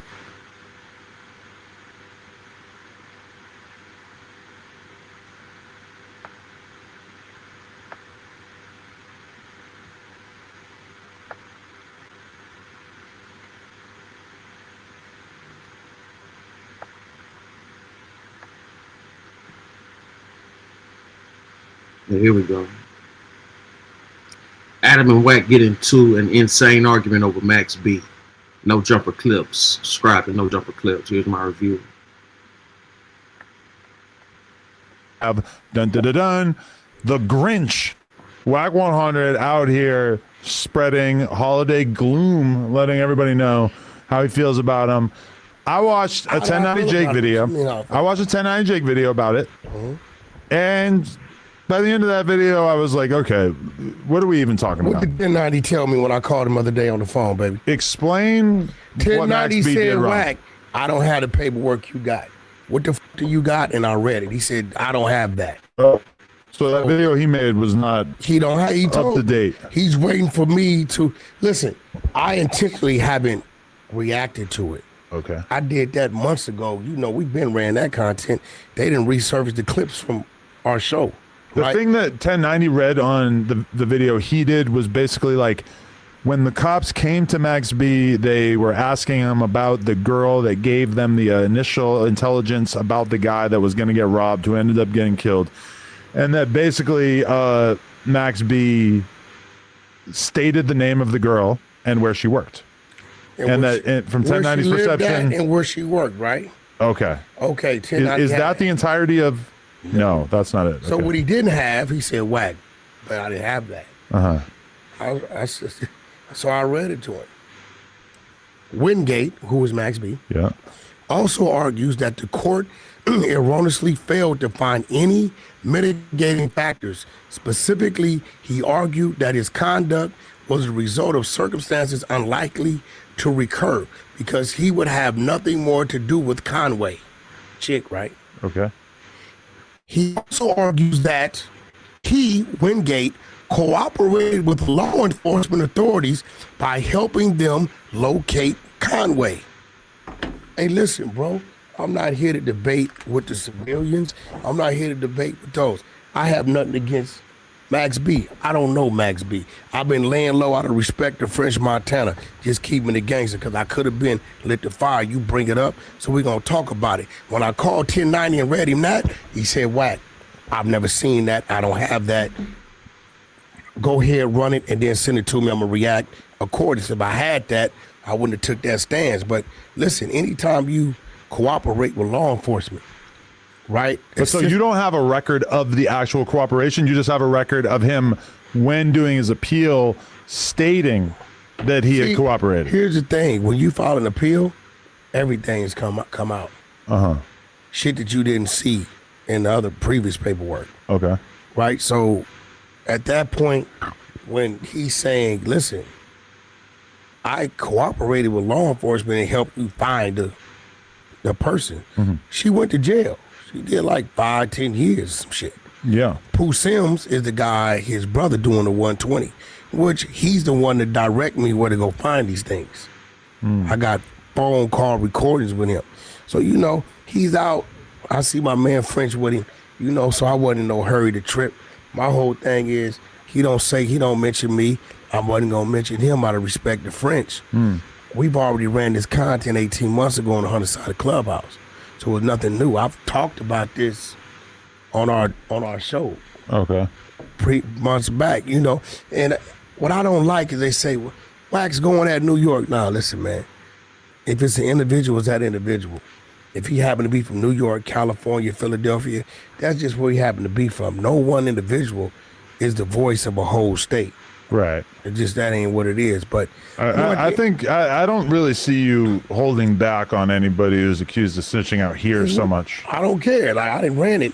I mean, I have seen you play favorites, but I wouldn't say that you do that most of the time. I don't play favorites. I'm gonna tell you what it is. But there's definitely been people who've been accused of shit where you're kind of like, well, no, I don't want to talk about that. I don't. If somebody told me Adam's a snitch, I'm gonna be like, he's not. He's a civilian. Right.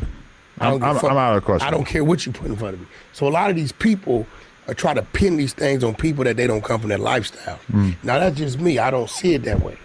I'm dying to snitch. Yeah. So you know, at the end of the day, with teachers on, ain't nobody gonna do nothing. It's just content. You get what I'm saying? But you're not gonna tell me that I can't read. I mean, it's weird to say like, oh, Wack is. So what y'all hearing, you know, Wack 100, you know, Ben had this information. 1090 Jake is a known exposer in cases dealing with black entertainers or black, you know, street individuals and things like that. Basically, it was said that, you know, if he had the information Wack had, he would take a different stance. But, you know, you got to look at it like he just said, man. Max B was never at the crime scene. So how do they know he was even involved? You know what I'm saying? Who's really talking? You know, it's a lot of questions to be asked here. Just going at New York. It's like, everybody. Why would New York want to protect a rat if that is the case? I'm not saying that it is necessarily. I'm not the person who should be making the judgment of that. But why would you want a whole state / the biggest city in America, the most populated city in America, I guess, to protect somebody who broke the foremost street code at a moment in time where it feels like the streets are less important than they've ever been in hip hop? And my thing is this: I don't even care about the individual. My message be to the kids and youth, because a lot of them listen to these people lyrics and they follow them. They like, yo, he's this, he that. I want to be just like him. No, he's a rat. He's lying to you. Everything he's telling you to do, he didn't stand up to. Go the other way. Go to the military. Go to school, trade school. Go do something different. It ain't even about them. I care less about them. You ever listen to Max B? I don't know nothing about him. I ain't never heard his music. He's 47 years old. Times have changed. I do know he wasn't shit. He wasn't mainstream before he left. So He had some big songs though. He was bullshit. Big How. Ball. I know it's a Jim Jones song, but he was like the person writing all this shit. Is he got credit? Is his credits? I'm not 100% sure, but If his yeah, I credits mean, he on never that, made I'm it to like a super crazy mainstream level. Well, listen, but if he ain't got writers' credits on it, I'm not gonna give him credit. I can testify as a person who was in New York at that time that he was by far the hottest thing coming out of New York post, 50 and Cam and shit like that. No. He had the streets on fire. I lived there. You were already in the old folks home by that He point. wasn't. No, first of all, Whack 100 is a crater face hater. You know what I'm saying? It's always like his egomaniac attention or something. You know what I'm saying? Like, if it ain't about him or something, it ain't about shit. And Max B is definitely, you know what I'm saying, one of the best to come out of New York City, man. The fact that he didn't know or hear about him, that's a preference. That's his fault. But to sit up here and disregard him, you know what I'm saying? That says a whole lot. That says a whole lot. It says, hey man, you work there, you don't know what the fuck you talk about. You just trying to dirty make this nigga. out of here. Me and K Slay, that dude left in 09. If K Slay was here, he would testify to this as well. No, he wouldn't, because you got Papoose, you got Troy Aves. Papoose was so far before this. Are you dumb or something? Papoose got signed in the early 2000s. Right now, we're talking about like 2000. Yes, no, he did. He got signed like 2004. Nigga, I was doing motherfucking mixtape songs with Papoose and Stacey Adams in Miami in 07. What year did Papoose get signed? In 07, 08, we doing mixtape songs. Okay, so what are you talking about? Papoose was lit when I first went to New York in 2004, but he didn't formally sign a deal to 2006. We're talking about later on. We're talking about No, he didn't. The nigga went to jail in 09. How much later? You talking about Max B? Yeah. Okay, but Max B. Fuck out of here. You can't eliminate Pap from that. What? Nigga, that nigga won every Justo award that came out. Yeah, but that was way before this. Papoose signed his deal after his, Hey, bro, his you can't original tell me hype nothing had about already been a Papoose. few years old. I'm not like you. These is people I know. I've been in their homes. Motherfucker, we worked in studios. I brought them out here. They come out here to my parties. You can't, me and Steve's like this. He was signed a street sweeper. What the fuck are you talking about? Slay A&R, my Sexy Cannot project. I know you've like hung out with these people, There but ain't no I was hang out. actually a fan of these artists no in hang out. real time. Listen, You're just like, oh yeah, some shit I Sexy heard Cannot about. didn't drop till 07. What? 07, 08. 07, 08. Pap was on fire back then. See, look, 2004 is when Alphabetical Slaughter was released by Papoose, Yeah, which but was his he first didn't like, get it. He didn't real- have his deal yet. Yeah, I know, and he signed his deal a couple years later, but by that point, I'm going to be honest with you, the hype had worn off. Are you stupid? The nigga was in a full-fledged war with Uncle Murder. Yeah, but 06, he 07, didn't 08. really exactly have the streets on fire as a result of beefing Are with you Uncle dumb? Murder. I'm going to be honest with you. It's okay. You dumb You as weren't fuck. around. I'm just letting you know, as a person who was in New You York the at the goofy time. ass white boy who You wasn't were around. all the way on the other side of the country driving trucks and fucking Ray J. Nigga, you better Google Bridging the Gap. Google Bridging the Gap DJ K Slay. Let me show you. Nigga, I'm going to show you Prince when he was 100 pounds lighter. Google that. Huh? Yeah, tap any of them motherfuckers right there. It's just like a random podcast episode from 2019. No. Bridging the Gap, K Slay. Hit it. 2011. Who is that? That's Prince right there. That's 11. Now, nigga, we already been moving about 7 years together already. Okay. Right? You can't tell me when shit was going on, bro. I'm telling you that the time when Papoose was the biggest rapper in New York and the time where Max B was the biggest rapper in New York were very different time periods. What I'm telling you Papoose's is... wave came before Max B's, and there's nobody in the world that would disagree with this. Bro, Papoose, 6, 7, 8, 9, all them years? No. What year Remy Ma went to jail? Absolutely not. Google what year Remy You Ma went to acting jail. like Papoose was still hot as a rapper in 2009 is proof that you don't know what the you're talking about. What year did Remy Ma go to jail? We can just ask the AI, what year did Remy Ma go to jail? But you got to understand that What year? 2008. That's my point. Right. Nigga, he was, what you mean? That's when that merger was going on. Papoose's popular time period as a rapper. But you tell him when he got with Remy Ma, that didn't add to his shit? Not really, no. You're dumb as f. That was him doing reality TV. No, that came The later. reality TV part of And your you're life, stupid. it comes after the hot rapper You're part of your dumb. life. Alphabetical You Song are came out in dummy. 2004. Reality TV came Max after B Remy was Ma used got out in of jail. 2008. Reality TV came after Remy Ma got out of jail. You stupid as f. Nigga, he got with her. That's before she went to jail. Okay. You don't even make sense, nigga. Move on.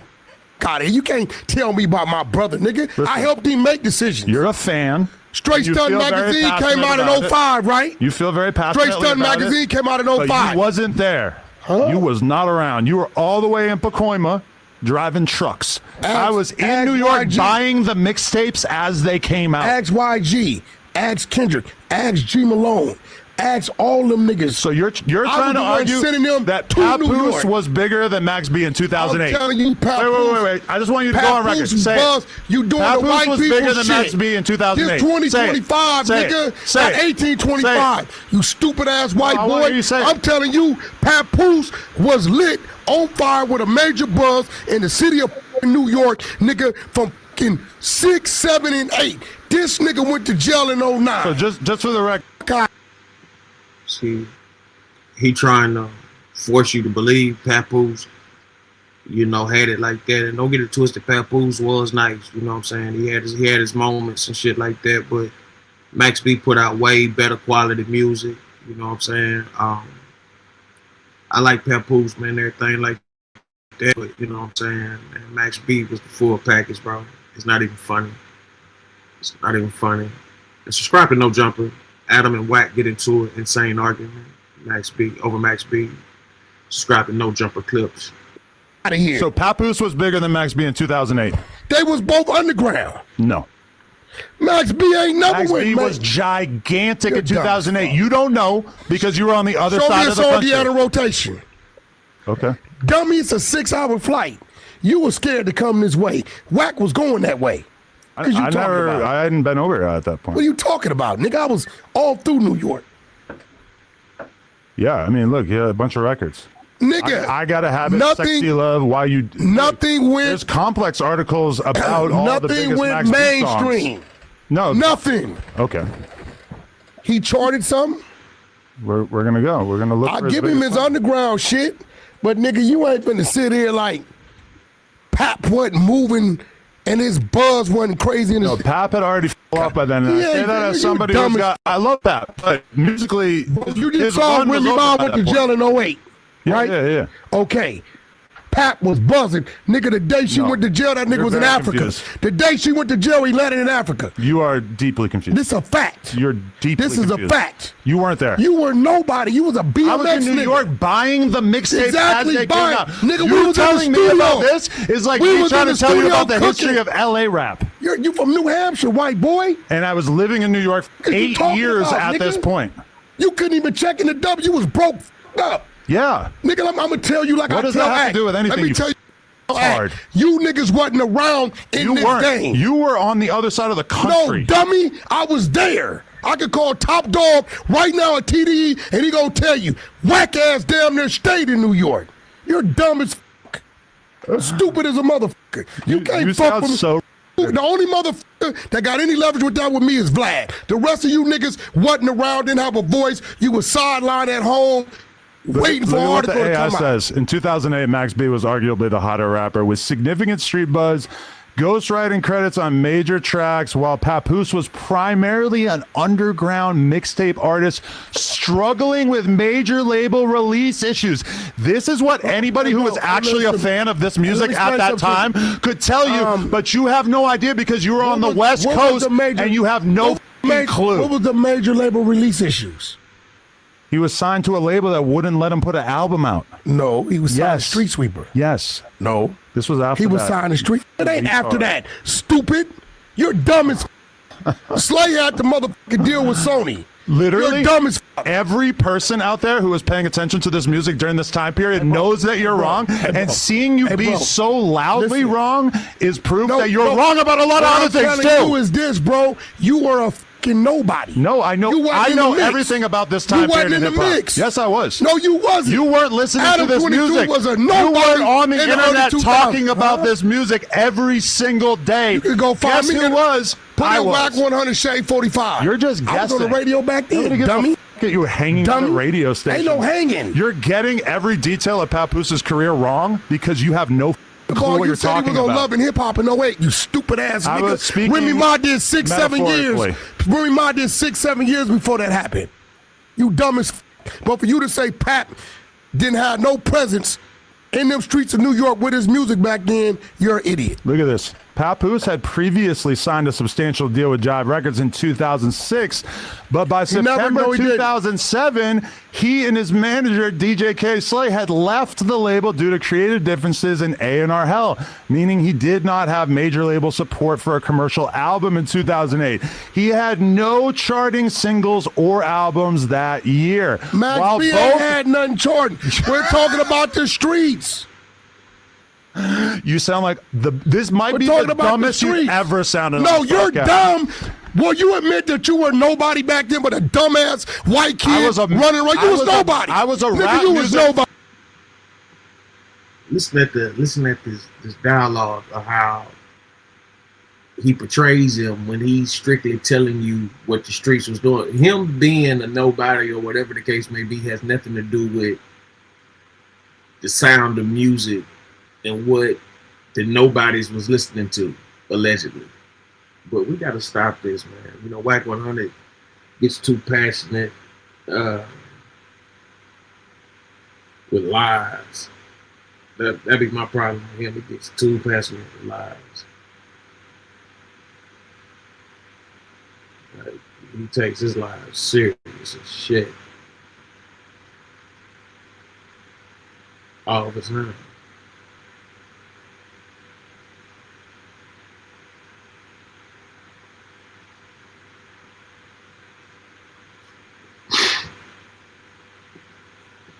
And you was nobody. You nigga. are you, and a bunch of you retroactively niggas ain't pretending nobody. to care That's about one of your this problems era with of me music. is that you can't have that conversation. You are with me. I retroactively can call pretending Top to Dog know right anything now. about this era You of know who music. took Top Dog and Kendrick all around through You New read York? about it? I lived it.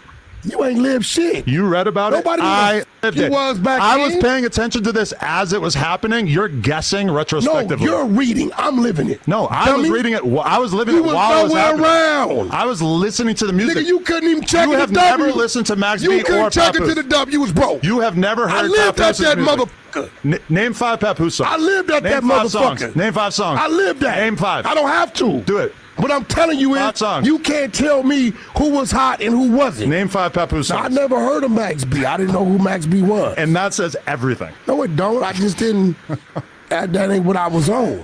You're just getting the timeline wrong. I'm Papooses' career I'm as not. a musician I'm was not. already largely over by 2008, whereas Max B was, as the AI just confirmed, was at the peak of his career in What I'm 2008. telling you is, maybe they were going at the same time, but you're not going to tell weren't, me though. Papoose was in the dirt 06, 07, 08. You're not going to He'll tell that. you. No, he won't. He didn't even get to put an album out because he was would stuck. We just read it. He was stuck in A&R hell. You know what that means? I helped him that means get out the label wasn't letting him put it out. I helped him get out the deal, dummy. He got another check when they released him. Idiot for pay or play. You're just calling me an idiot because you know that you look like an idiot right now. Bro, I know you wasn't around. Nigga, didn't nobody know the f*** Adam I 22 was paying attention to it in real time, and you, in fact, weren't. Hey, listen. Look, Papoose released his first album in March of 2013. You want to know why? Because the label wouldn't let him put an album out. Listen to me. Do you think if he was really popping that they would have let him put an album out in 2008? On the radio. I remember Hater Blockers was up. He had songs on the radio. He did a song with Snoop Dogg, which caused a riff and shit because it was another single that's supposed to be working. You got to give up. No, bro, you wasn't around. You lose. You wasn't around. Hey, you didn't The matter. AI and someone who was listening to real music shit. as it happened are confirming that you're getting the timeline wrong. You got a great platform now. You and you don't know what the you're talking about back then, nigga. Right. Nigga would have. The fact that I didn't have anything nigga going. would have fucked you up. Joe Budden was around. We'd have fucked you up back then. You sound like such a real shit. Listen, we would have fucked you up. You're You a ain't fan. nobody, bro. I was a fan. Nigga, when it I comes to was this a fan. shit, that's You're all a you rap is. fan, but You you were can't not paying stand with attention at me. that time. You have no idea what was going on in dumb New as- York at the time. You're just guessing. Watch this. Watch this. You're just trying to act like Watch you know this. what was going on at that Watch time this. period, Watch dude. this. I'm about to clown your dumb ass. Do it. Clown, you dumb as There is literally nothing that could make you sound less right dumb now. as you sound dumb as I am infinitely more knowledgeable than you on this topic. Stupid ass up. Nigga, what's that your dumb? This one he was getting on. Tom. Yeah. You lied. I'm talking academic. I mean, fucking Adam 22, right? This dummy is trying to tell me Whack in the Papoose days wasn't in New York. I didn't say that. You said what? I said you weren't a fan of the music and Shut you're your getting the dumb ass timeline up. wrong. This is Top Dog from TDE. Now he gonna tell you some real shit. Cause he met Pap through me. My nigga gave me the key to New York. Plugged me right in with everybody, and when he went home and went to bed. I hit you back. Nigga, you don't know the fuck I am. That's your problem. You don't know the fuck I I am. love how he said something that was completely unrelated to our entire conversation. Bro, you just had for him the on nigga the to tell phone. You I realize gave if him you the key actually to New York. explained the context of what we just listen, had a conversation but about, Top that Dog, you would listen, agree with me. This is Top Dog from TDE to tell you Whack gave me the key to New York when I landed. Why did you have the key to New York? Bro, nigga, I was connected to everything. Funk Master Then Flex. why don't you know anything about what was going on in the streets in dummy? 2008? Bro. That's a great point, Adam. He was so connected to everything and everybody that's going on down in New York, but he knew nothing about Max B. Says to you, either he's a liar or he's a hater. It's no if and no tweens or buts about it. To act like Max B wasn't a factor, it's crazy. That is insane. Right? It doesn't even make sense. Max B saved New York City. Saved it. Nobody was listening to that shit, man. Jim Jones saved New York City. With the help of Max B, man, they did diabolical music. Diabolical music, man. Black, you a hater. It's sad.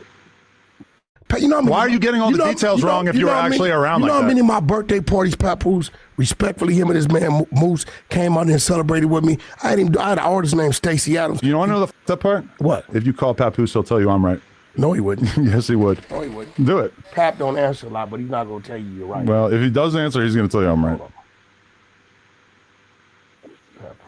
Will you admit that you are? Bro, you can't tell me because you was a nobody ass white boy, nigga. No, but you can call Papoose. You can't stand. Papoose will tell you. You can't stand with me, nigga, with this type of shit. Papoose will tell you. Ask Papoose who was the bigger rapper in 2008. Non-existent, nigga.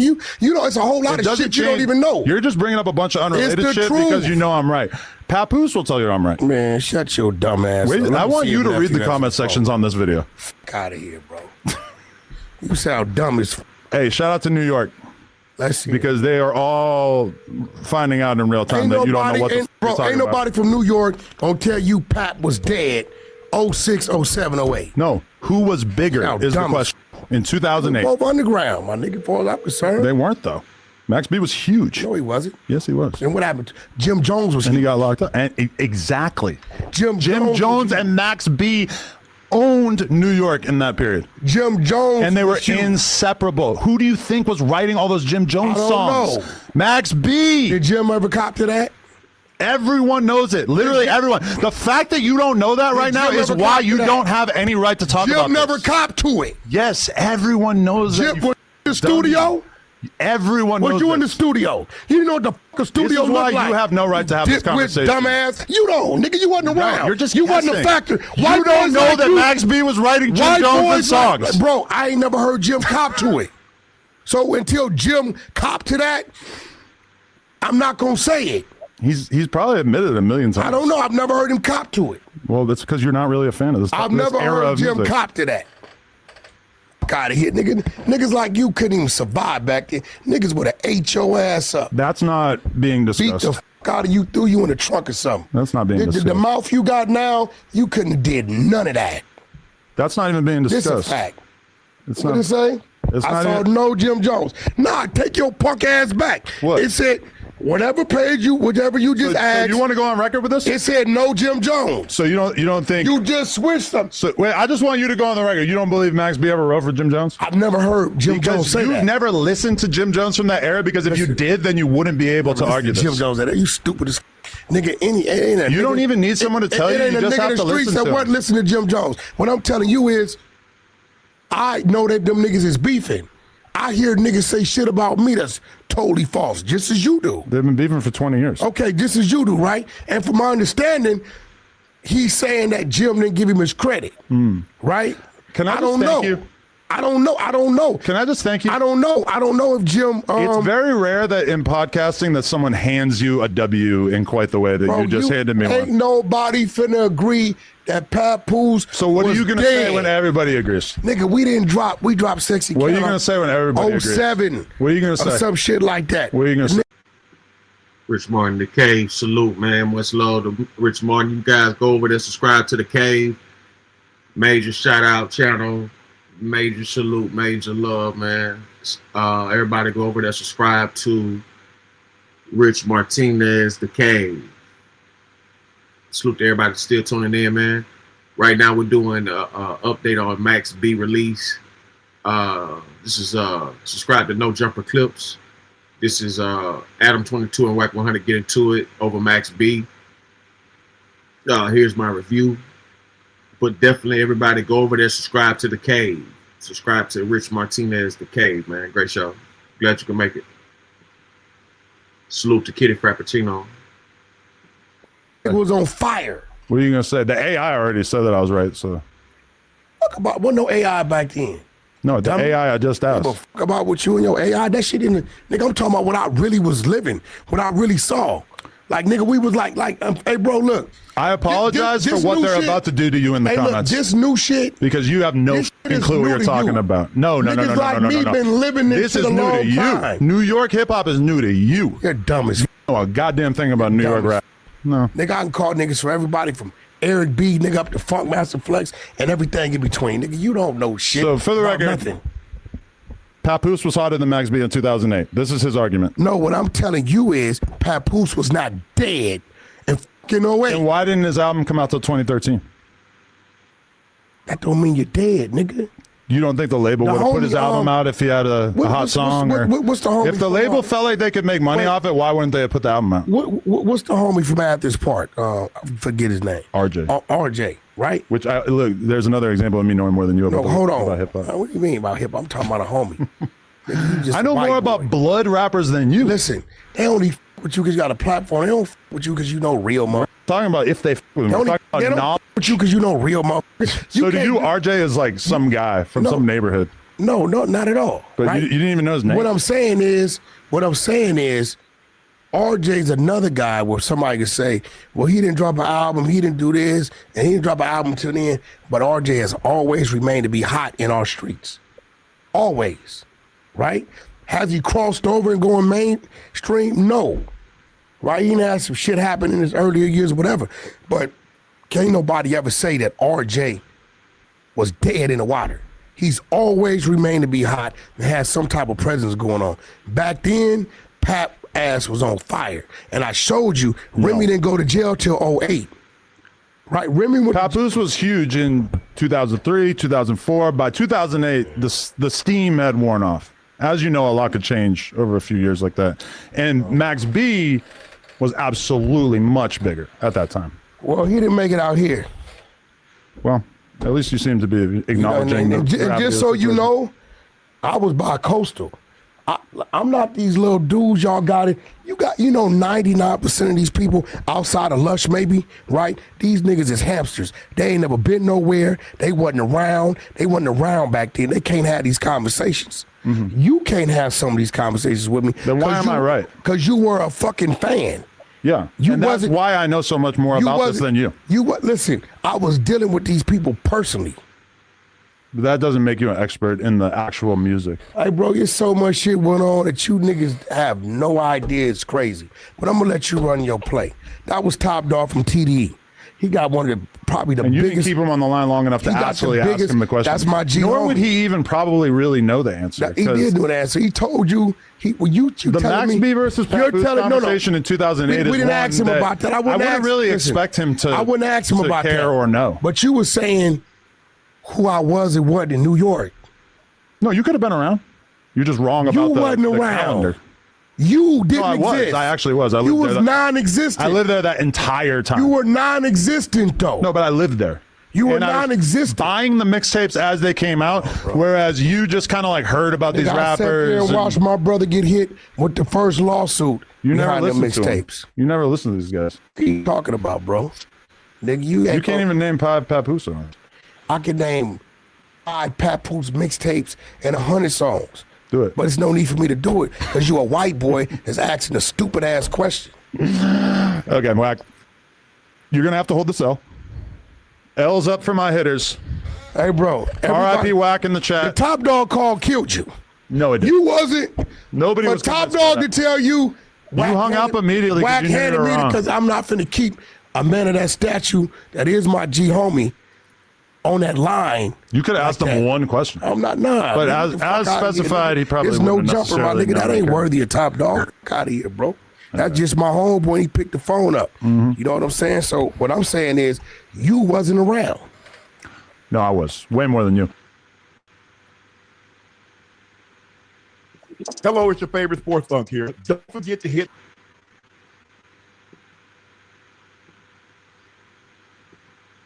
Dun, dun, dun, dun, Everybody the Grinch.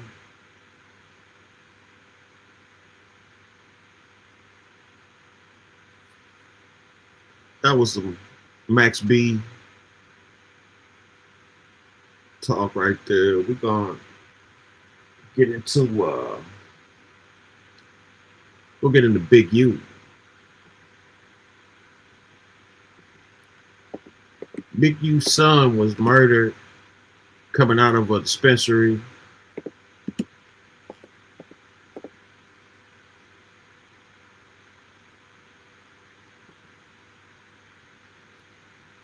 It's alleged they tried to make like it was out. They put out kind of speculations out there pertaining to it. Said he was in the wrong neighborhood, but recently they put out that he had robbed some guys.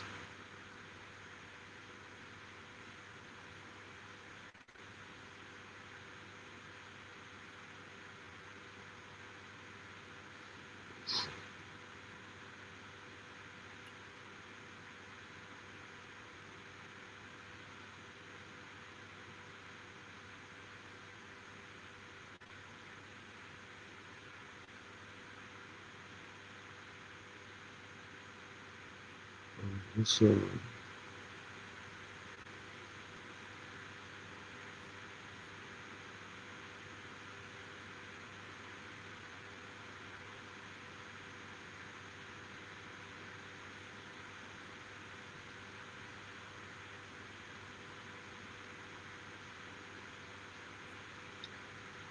right, let's go to No Jumper clips.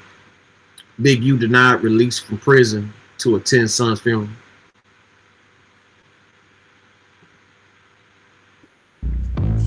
I had one nigga tell me, "You the reason why Big U can't go to his son's funeral." This nigga,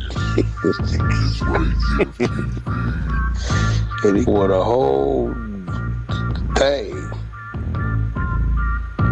They could have freaky motherfucker off in the day room. Ain't got nothing to do with it. I mean, he gotta know that they notice him on the phone. Wait, what? The nigga did what in the day room? Yeah. And he was having phone sex.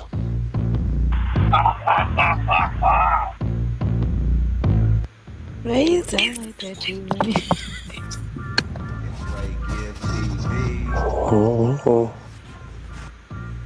Boy, that nigga a sniper, man.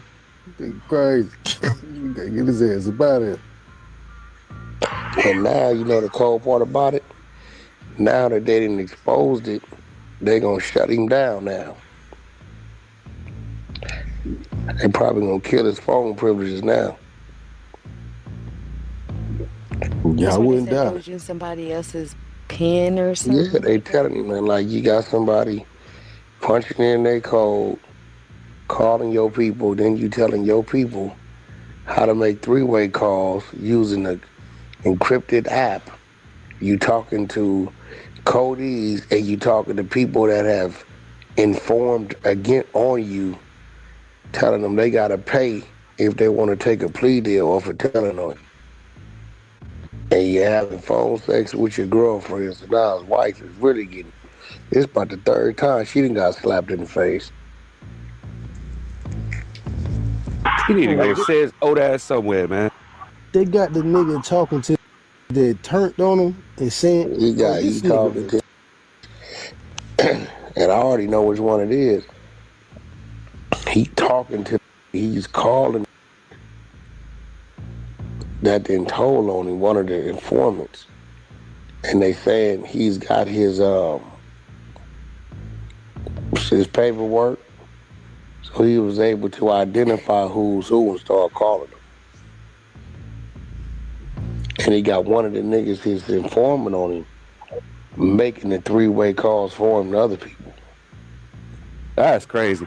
They might keep it on just to keep recording because he's a dummy. Well, now he gotta know what, because it's in the paperwork. He's still a dummy. And they use the denial to, ain't no way. It's like, and now he reading what they on him about. Ain't no way you keep doing that. He should put himself on punishment and don't call nobody. Yeah. Okay. Hey, from what I was seeing, a video I watched, and they were saying that most of these type of like motions to get out to go to funerals get denied. Is that true? Sure, man. I'm not gonna lie, right? So when that first came on the internet that he was going to his son's funeral, you know what I'm saying? Somebody, you know what I'm saying, from out their community had dropped it on their channel, and he had dropped the paperwork, and they made it seem like it was set in stone. So I'm guessing that was just a motion. Like if it did get granted that this will be. All right, so as you heard right there, that was Big Wack 100 speaking on Big U, saying Big U was caught up in some phone sex calls and setting up, you know, other phone calls through other inmates using their accounts. He goes into detail on, you know, several instances of, you know, him being crossed while he's on the inside. So I don't know if they using that to, I don't know if they using that as an excuse to hit the, you know, cancellation on the son funeral button. I didn't even know you could go to a funeral in jail. I thought that was only in prison you might get access. I didn't know about the jail, but you know, I didn't even think that was possible. But that must be a new law or something going on or whatever. I don't know. Might have to do some research into that. But it gets deeper. Let's go back. Let's get back to it. Subscribe to No Jumper Clips. Big U denied release from prison to attend his son's funeral. Be the criteria. So, which if it did get granted, he would have to like basically pay to go to the funeral, and he would have to pay hourly. U.S. Marshals and all that. They would have to be the transportation. You know, they're gonna be like right on you. Like it ain't really too much you can do. But as big as his case was, though, look, bro. I said it, and I just didn't want to. I know I didn't say it, but what I was thinking, like I reacted to this. So, my daddy died when I was in the feds, 5 months before I got out. I went through the same thing. I already had been down. My sentence was over with, basically. I could have went, and I was trying to pay to go to my dad's funeral. You feel me? As big as his case, my case was bigger than his, but his case is big.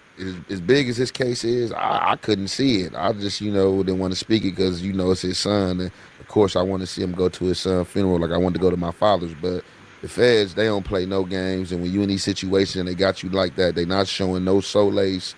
They don't care what you going through. This is like the clamp down on you. Like, we don't care. Like, we trying to squeeze you. You're in trouble. Yeah. Like, for sure. Is any other like YouTubers like reporting the stuff that Wack's saying? Because he's saying they got him doing the phone sex on the phone. That's why they're not letting him. They saying he doing all that. Because I didn't see none of that from anybody else. I mean, Wack a exposer. So, you feel me? Like I said yesterday, I'm a reactor. You feel me? Like I'm just seeing this. I don't know. I'm pretty sure some other channels probably ran the content, but Wack be having different content. Like he's an exposer, so he's gonna have different content that other content creators ain't gonna have. Would you get in trouble for something like that? Like get in trouble for what? Just having phone sex? Like what? Why is that a violation? I mean, if the jail want to trip and push the line, but like unless you just got like a up the ass tight, like a tight ass person that's just in listening to your phone, because all your phones are recorded, and sometimes it might be a live operator listening in on certain people's phone, just depending. And sometimes your phone can be randomly picked. But like, I don't think they really be tripping over phone sex unless you just got like a police that's just up there just want to give you a write up for that. I mean, they could, but you rarely see that. This is you just like somebody they targeting and they can't get you, and they like, we just want to take your phone sex, phone gone 30 days. But that actually wasn't the biggest thing, right? The biggest thing was that what Wack was saying is that he's talking to someone who is cooperating against him on the phone, right? Like in the title it says, Floss has to pay Big U to rat or something like that. So I guess what they're alleging is that he was on the phone with someone who is cooperating against him and making him do the 3 ways to connect to other parties. Wrong move. You shouldn't do that, right? Like once somebody is on paperwork against you, you have to have zero communication. Yeah, with definitely. them. You on a recorded call, even you trying to like 3-way. Like, man, look, they listening in. When you on a high profile case like this, every phone call you got, they're gonna have. They're listening in on every phone call. They're trying to get you for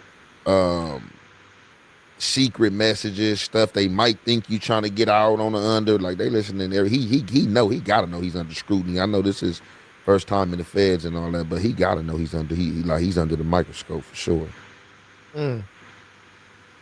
Yeah, that's a tough one. I don't know. I feel like a lot of stuff like this don't be making any sense to me. Like if you're on paperwork against somebody, why would you pick up the phone when they call you? You know what I'm saying? There's no way that I would do that, especially with the rules that of engagement in the streets and stuff like that. You're probably not even worried about the person behind the bars, but the people around you that could get to you.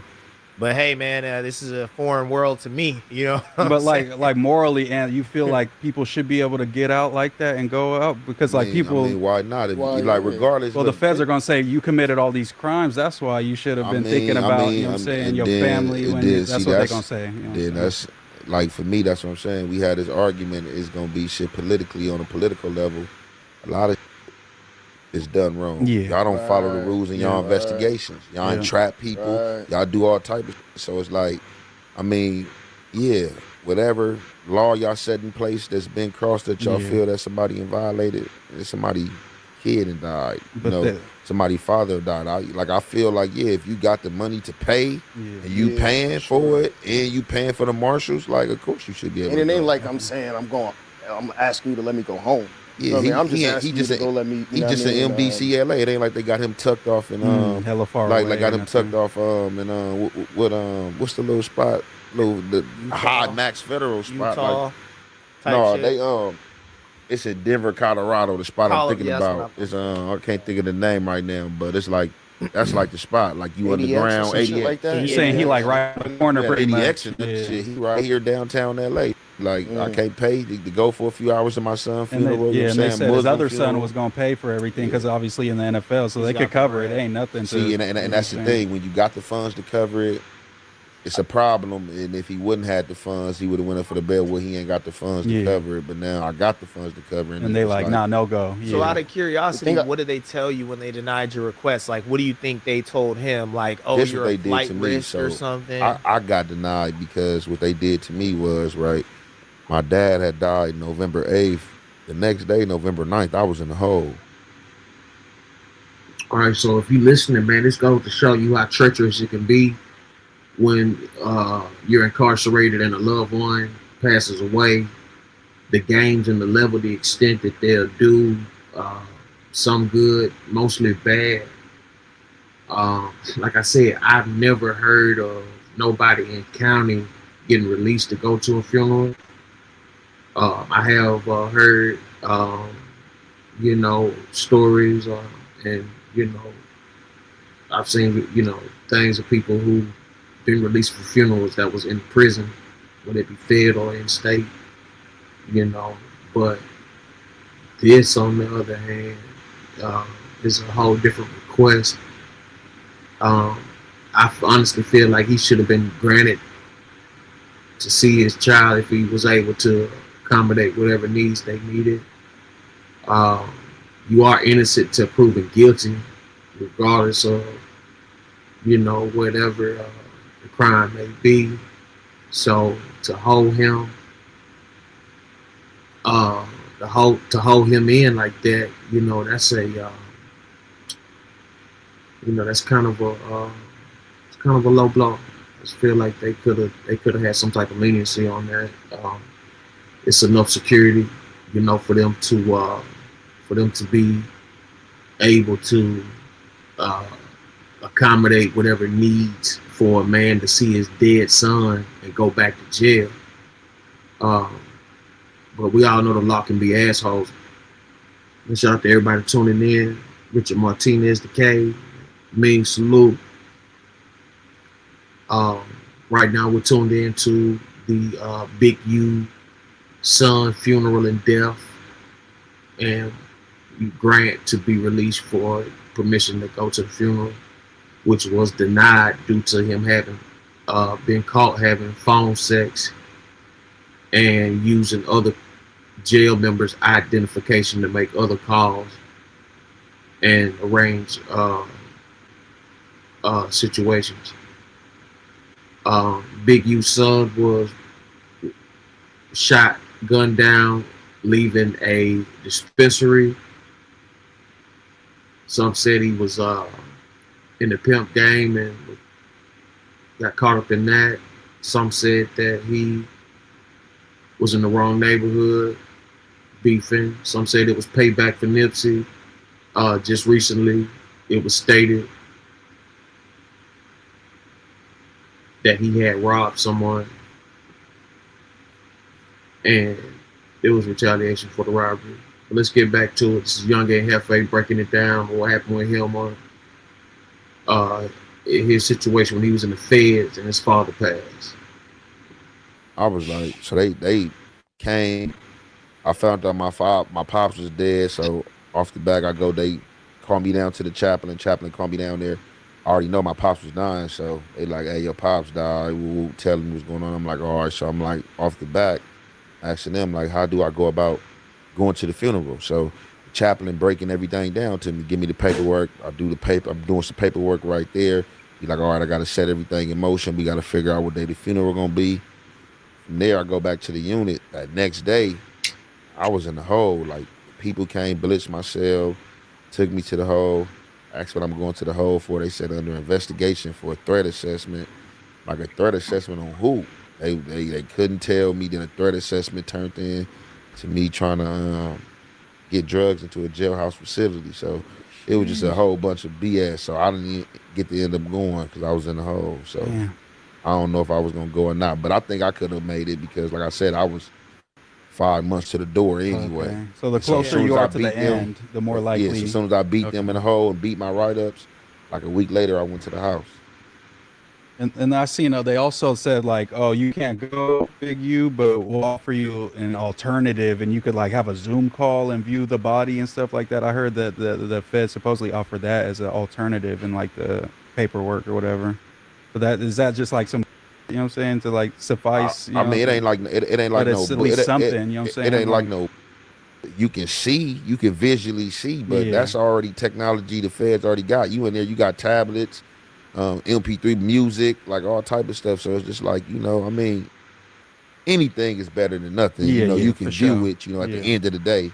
So, but I mean, like I said, if you got the funds to pay, you should be able to go. Pay the U.S. Marshals, you know, right here in LA, you in LA, shouldn't even be no reason. They ain't even got to travel nowhere. Probably just wrap this up in about 2 hours, 2-3 hours type thing. Look, you know, it ain't no, we ain't gonna let you go to the repast, but we're gonna let you go to the funeral, burying, you know what I'm saying, to the cemetery, then we gotta transport you back. Because I know let they them be on people. My fault, bro. Let them people see their peoples, man. Simple as that. Like at the end of the day, I really can't see any reason why. It's specifically like what Ant keep keying on too is just like if you got the funds to make this happen, there honestly should be no reason why, unless you are like one of the top violent, most like escaped criminals. Then I get it. Y'all like, all right, we can't grant this dude that. You know what I mean? He gonna run. You know what I mean? But like, if that's not necessarily your case, even if you got a bad, you know what I mean, charge or whatever the case may be, like, bro, this is the last time I'm gonna ever be able to see whoever it may be. You know what I mean? Like, I'm gonna pay for y'all to make sure that, you know what I mean? Like, I'm not gonna do nothing here. You know what I mean? Like, we not going, if anywhere, it's not gonna be here. You know what I'm saying? So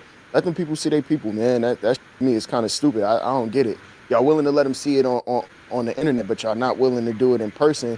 And this dude it ain't like this dude got a record of running and I mean, like, yeah, he turned himself in, but you know what they're gonna try to make it do, like just how when they locked him up, see, they trying to make it out like, you know, he's the leader of the 60s, and you know, they're gonna come with the element, oh, this is a large criminal street gang and he got control, so if we let him out, it could be a potential that he put us in danger with them. That's how they're gonna try to play it. That's what I was gonna say. Exactly. Is like they try to act like this is like a movie, like you feel me, like he's gonna have like the whole hood pull up and aid and abet him and escaping, and people might die and all Mission this Impossible. Yeah, Underground Mission tunnel, Impossible, you know what I'm saying? shit, like they're gonna have all this shit set up or whatever, but in reality, it's like, you know, whatever allegations is on him, like, bro has been a public figure for years. His son is in the NFL. You feel me? He's a public figure. He's not about to probably let some go on under his watch and under his name and all that. You know, the NFL is highlighting him for the death of his brother. They are showing respect to him and his people. So it's like, I don't know. I just feel like, you know, they over whooping, bro. They over whooping, like, and it's like, it's to me, it really like, yeah, that's probably in the back of their mind. Bro, a leader of the 60s, whatever, you know what I mean? He might have a situation where it might be overwhelming for us. But I think really what it is just like a clout move, like, nah, that, like, you and the feds, like, we don't give a damn about nothing that's going on with your situation. There was like a murder involved. There was a murder that occurred, and somebody else can't go to or somebody else can't now see their son. But I can see that point. If I'm that person's family that you imprisoned for supposedly, allegedly killing my family member, I would say don't let him out to see his kid at the funeral because they're the obvious, you know, but upset. It's the prosecutor who's like. Yeah, but like you said like if they got a bunch of crazy charges, like Ant said, that is how they talking about him. Like he the leader, you know what I'm saying? He was orchestrating all these crimes going on. So it's like that is how they treat him. That ain't shit. Y'all been seeing the content. It ain't what Ant said. This with YouTube. The news. Like I said, I just react to what they saying. I ain't said nothing because I don't know that to be true. Like for me, that's what ain't the feds nobody no leader in no gangs. Like it's too many people to be in a gang. Like you know what I mean? It's too many people in gangs to just key in on one person and say lead and all this. You know what I'm saying? But like I even seen on my case, I ain't gonna lie.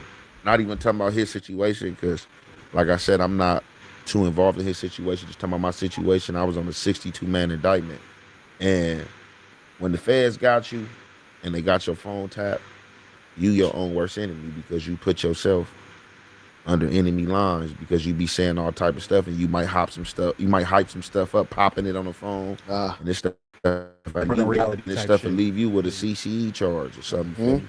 I seen a lot of my co-defendants mad. I'm like, bro, shit, your phone was tapped, you was popping. Talking it.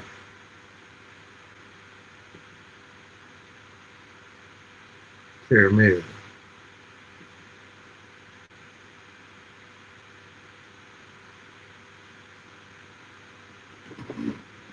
Yeah, so as y'all can hear and see, big youth situation, you know, it's getting worse and worse. You know, being incarcerated, you go through the most. Losing a loved one and can't see him, that definitely hurts. I can imagine. All right, let's go to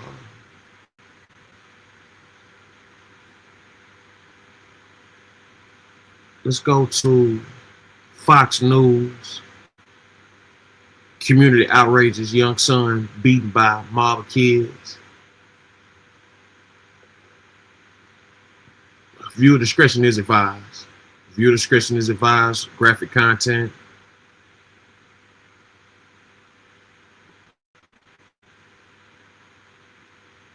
So outrage in Chicago after video captures a mother and her 9-year-old son being harassed and then badly beaten by grade school children while walking near a school. We talked to two leaders of that Chicago community in just a moment, but first, let's go to Mike Tobin live there with the details. Good morning, Mike.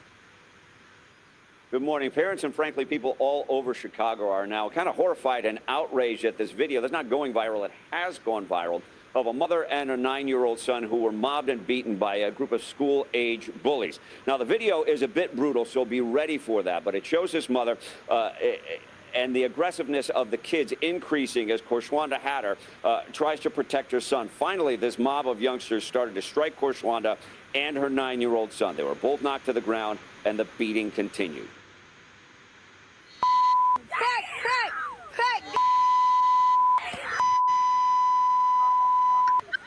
Hey, fool, let my homie go. Let my homie go. Let my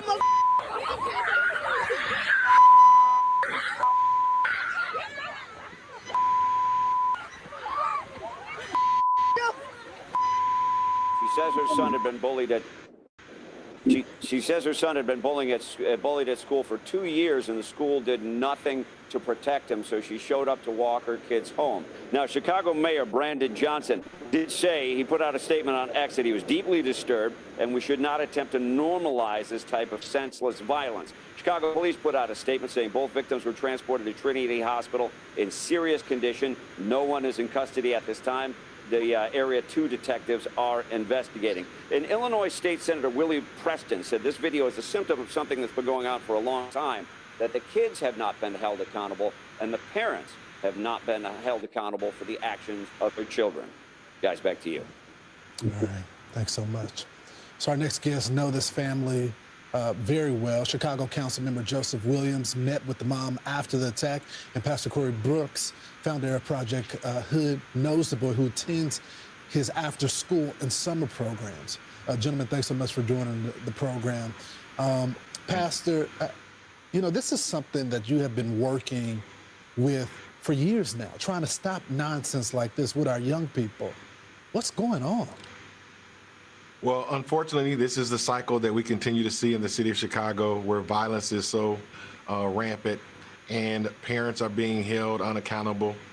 And that's the reason why I'm walking across America, trying to get people to wake up in our urban areas so they can understand the magnitude of the issues that we're faced with every single day. Chicago is just a microcosm of what's going on across America. These young people are unruly. They have no moral compass.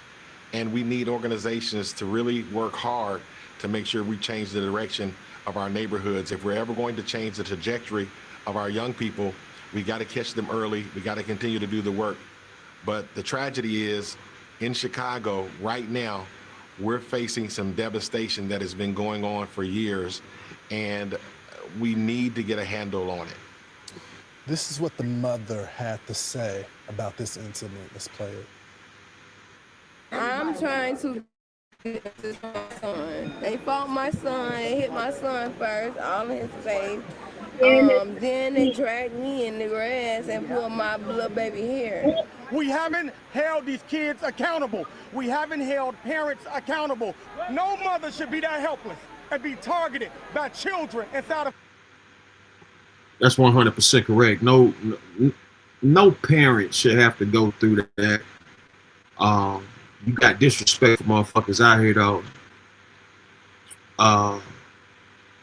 You know, coming up, man, I done seen a whole lot of despicable acts. You know what I'm saying?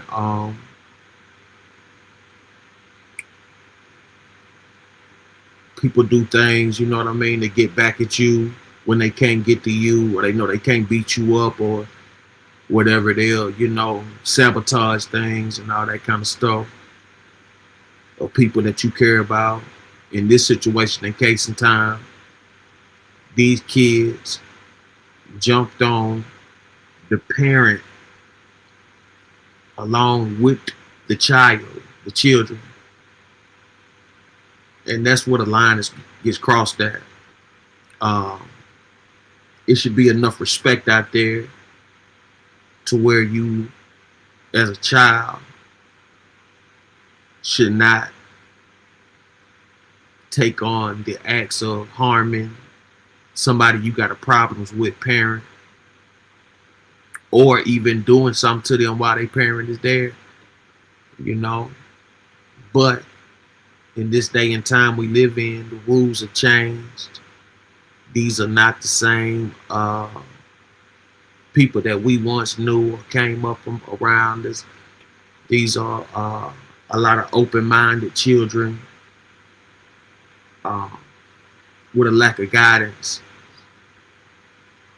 No responsible child, or no responsible person, period, for that matter.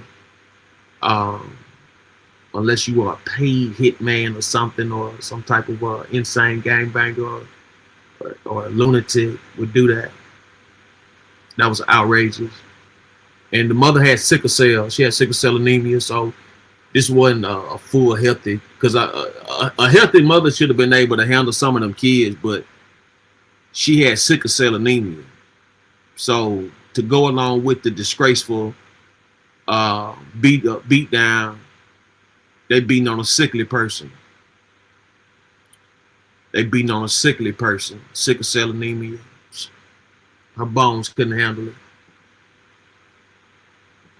Home community. Councilman, where's the fear and respect? I remember growing up, we were afraid of the neighbors because we knew that they was going to get us, and then our parents was going to get us when we got home as well. None of that respect seems to exist anymore, Councilman. Yeah, you know what? I completely agree. I think we've gone away from that, and we have to get back to those days. I think no mother and child, or children rather, should have to experience something so traumatic. To look at that video and to see you guys replay it, it's a horrifying video. I mean, it shows the disrespect. No child should ever feel comfortable putting their hands on an adult. And I think, as Senator Preston said, and many have said it, is that this has gone on for so long, right?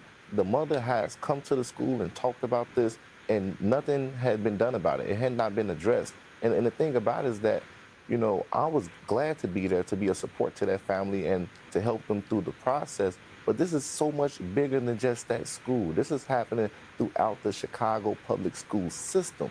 Many children are being bullied, and we have to put measures in place and make sure that those parents' voices are being heard and that those children's voices are being heard. Because if not, this can really overspill into something even bigger, I believe.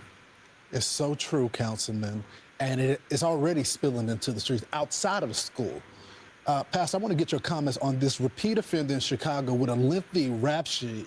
He's accused of setting a woman on fire while they're on the train. So this is the type of leadership that we have in Chicago. We have children who are being held unaccountable, and we also have criminals who are being set free. criminals who are being allowed to wreak havoc on the streets of Chicago. That's one of the reasons why we have so much violence. That's one of the reasons why we have so much recidivism.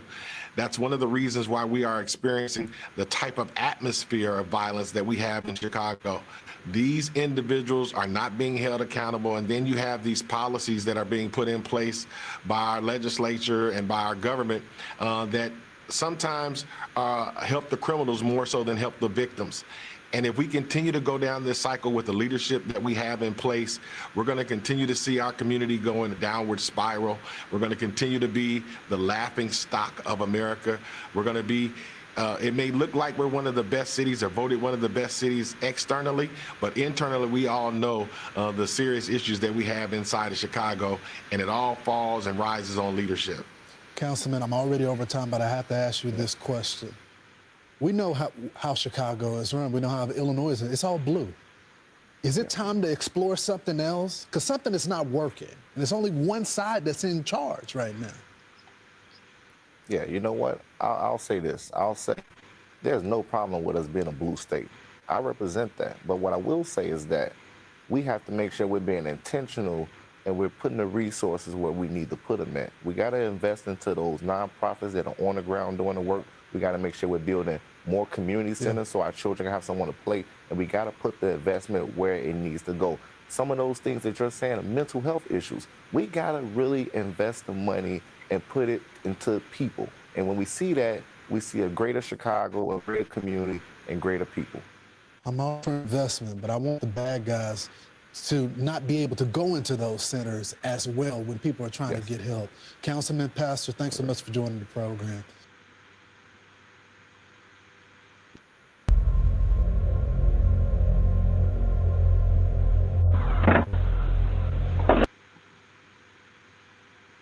Yeah, so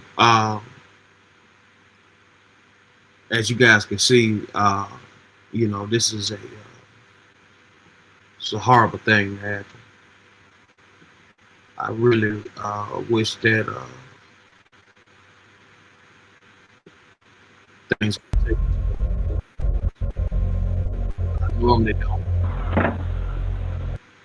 I normally don't get involved or really have like feelings for too much, but things like that we just can't have as a society. Understand somebody who's done nothing to you. Understand this is a parent, pregnant, I believe. It's a pregnant mom. Or she was having, I think she had a child in her hand or whatever. This is hard. This is hard.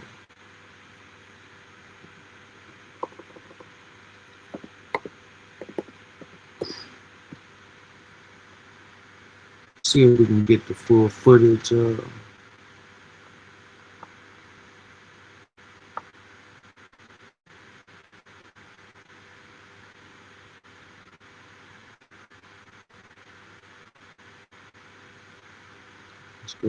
Let's go to KMPH Fox 26 News.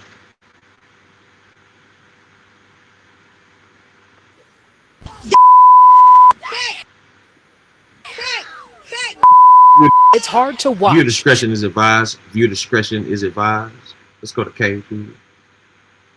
KMPH Fox 26 News. Children circled a mother, then pinned her against a fence. Dragging the mother and her son to the ground, continuously beating them. These children don't have to live with this for the rest of their lives. And the children are our future, so it's not fair. Police say it started when the 33-year-old mother, her young son, and daughter were walking near 106 and Bensley in the South Deering neighborhood.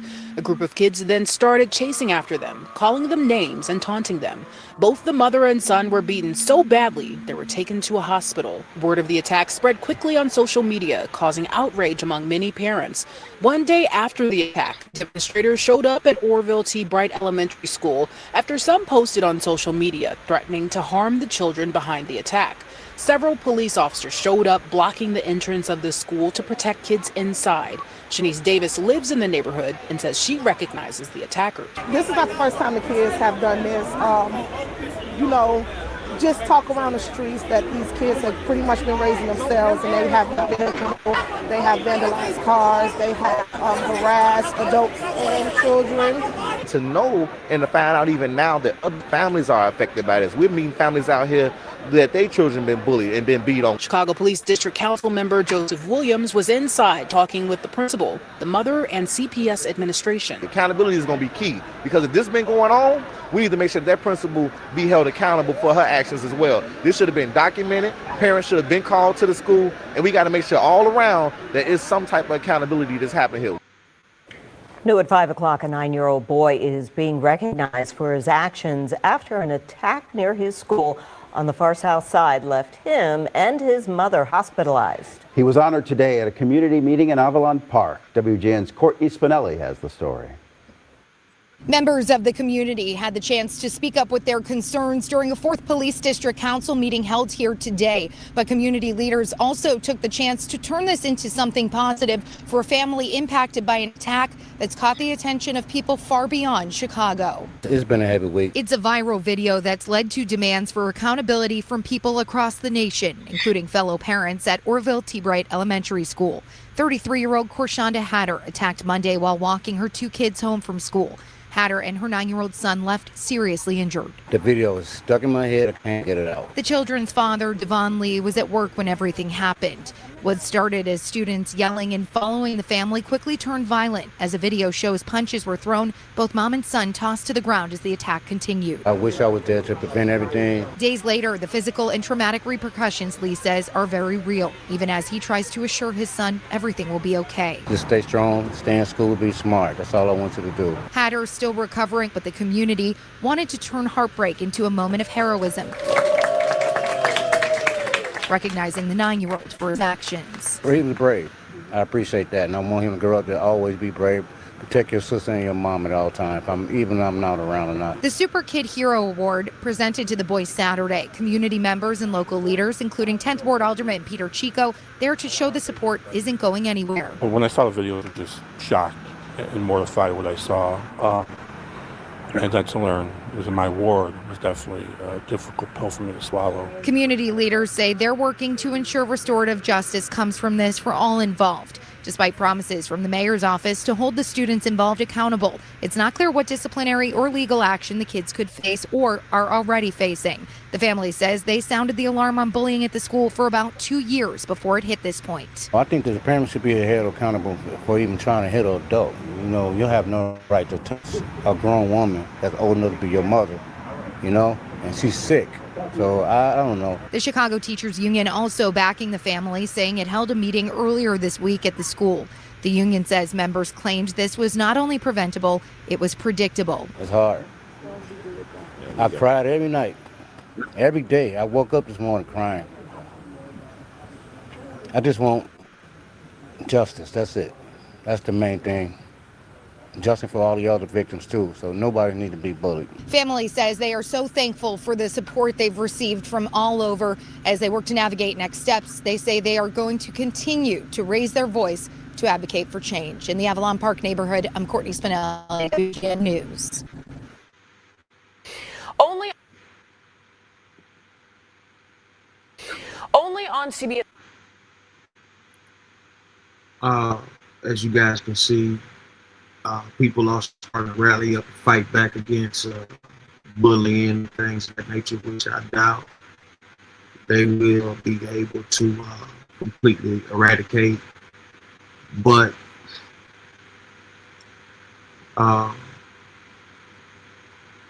hopefully they can get some type of justice through this.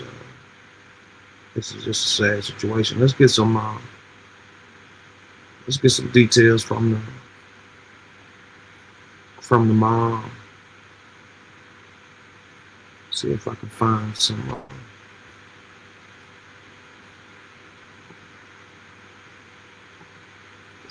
words from her.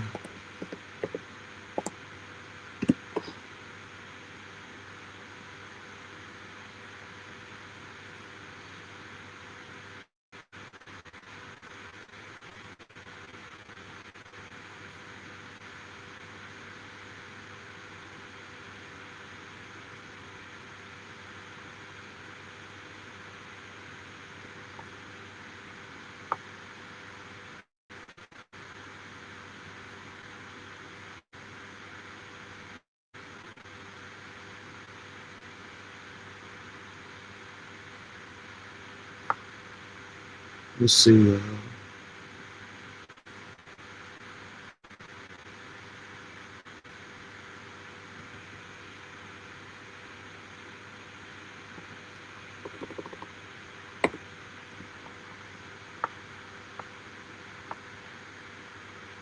Let's go to Chicago news. Mother describes brutal attack by a group of kids, Bright Elementary School. Subscribe CBS News. Now to a CBS exclusive. The mother in this video, who was attacked while protecting her children, is speaking publicly. She and her son were brutally attacked by a group of kids on Monday, and this video has caught the attention of many across the country. Now, that community is stepping in to help move her out of the South Deering neighborhood.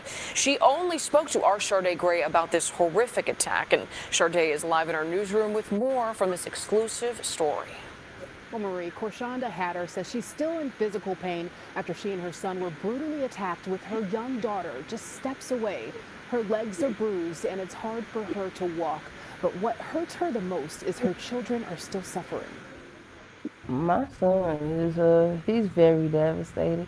He'll wake up out of in the middle of his sleep, screaming. He'll scream, "Mommy, are you there?"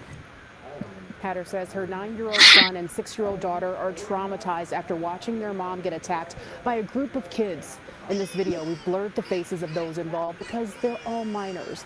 We've stopped it after she was dragged to the ground because of how brutal it is. Her son was beaten, and she says one of the kids pulled her daughter's hair. Her daughter stood off to the side crying, watching her brother and mother get attacked. I felt helpless because I was down on the ground, and he was down on the ground, and he's looking at me screaming like, "Mommy, please help me, help me." I couldn't get up myself. I couldn't do nothing. She's sick. She has sickle cell. So I guess they seen a little weakness on her because she's, kind of walking a little slow. And they have no right to put their hands on an adult. That's her partner, Devon Lee, who was at work when the attack happened. Hatter went on to tell me that her son has been bullied for the past 2 years at Orville T. Bright Elementary School because of the way she walks and talks. All of the results of her sickle cell disease. Hatter tried to talk to the school about the bullying, but she says they didn't do anything about it. Yesterday, a large group of parents came to the school to show their support for the mother and to put an end to bullying. The community immediately stepped in and moved her out of South Deering and into an undisclosed location. Hatter says she's pressing charges against the parents of the kids who attacked her. As for her children, they'll be transferred to a different school, and she's looking to get therapy for them. Reporting in the newsroom, Sharday Gray, CBS News, Chicago. Marie. Sharday, thank you for that exclusive story. Yeah, it's horrible. That is horrible. Let's go to Detroit, Channel 7. We're going to go now to our other daughter of victim in the McDonald fatal stabbing returns to courthouse with knife. top story today: chaos inside an East Point courtroom as the suspect in July's deadly McDonald's stabbing faced a judge. The victim's daughter tackled by police after leaving the courtroom and allegedly returning with a knife. But the hearing continued with prosecutors revealing how and why Afeni Muhammad allegedly stabbed her manager to death. 7 News Detroit reporter Ruta Alsonaida inside the courtroom. She's showing us what happened today and what comes next. It was a dramatic day here at District Court in East Point as prosecutors played the surveillance video of what they say is Afeni Muhammad killing Jennifer Harris. It's that video that set off a chain reaction and left Jennifer Harris's 17-year-old daughter behind bars.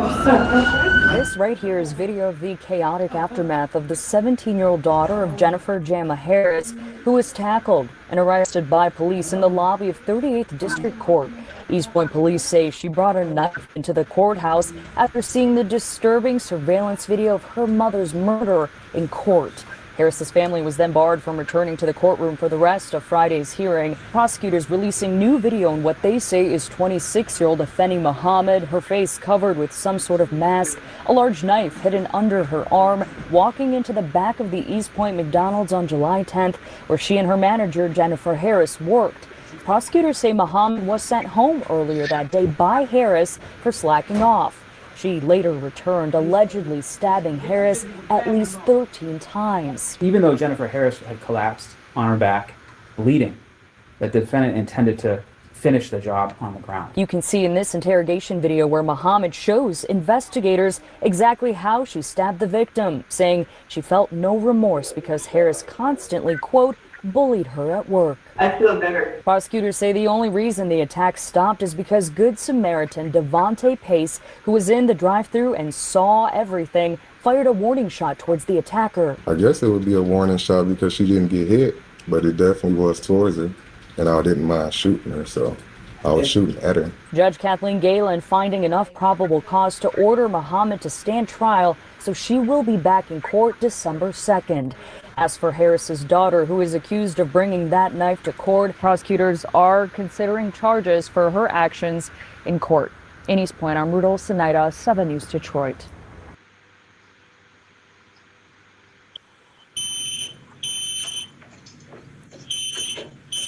Okay, so we're gonna go. Let's shed some light on this story here.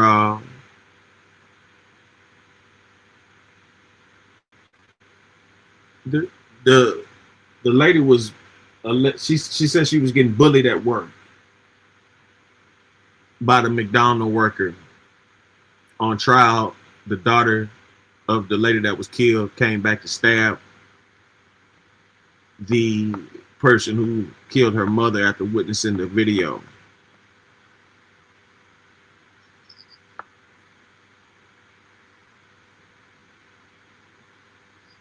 Which the lady claims that she was bullied.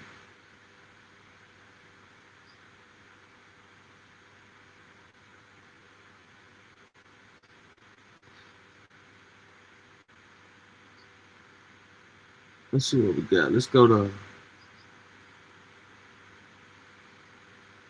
public ban from hearing after altercation in McDonald's stabbing trial. Thank you for joining us at noon. I'm Priya Mann. Things got heated in court today. An altercation brings the hearing for Afani Muhammad to a standstill. She's the woman accused of stabbing her McDonald's manager to death. That courtroom is now closed off. Lauren Kostick is following today's proceedings. Lauren, what can you tell us? Well, Priya, we knew this was going to be a contentious hearing. Before it even started, the judge said there was a fight between family of the victim, with some of them being escorted out. And then just a little bit ago, we watched as this video of the incident was being shown, a very graphic video. And we are told one of the family members, they went out and they retrieved 2 knives and then attempted to bring them back into the courtroom. And because of all this, like you said, the public is now banned from attending this hearing. Just the media is allowed inside. So let me catch you up. We know that 27-year-old Fini Badu Muhammad appeared for her preliminary examination to determine if there was enough evidence to send her to trial. And that fatal stabbing, it happened back in July at the East Point McDonald's on 9 Mile. Afeni is accused of returning to work and stabbing her manager after being sent home early. And so far during this hearing, we've heard from 4 witnesses. We've also seen body camera video of her arrest for the first time and surveillance video of her walking in the back door wearing a mask. Now, one of those witnesses who testified was the driver credited with stopping this attack and holding Alfini at gunpoint. Take a listen. Seen a bunch of commotion, a bunch of people running around. At first I thought maybe they was getting robbed or something like that, because I was on the phone, and I seen maybe 2 people fighting. There was one person had a mask on, and it was an employee.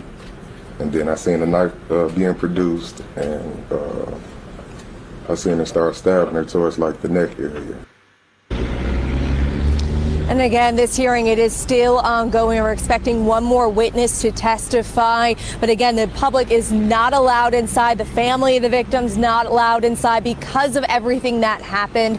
We'll let you know what the judge decides on this. And also, if there's any more disturbances, over on clickondetroit.com. Reporting live, Lauren Kostick, Local 4. We know you'll stay on top of this story. Lauren, thank you.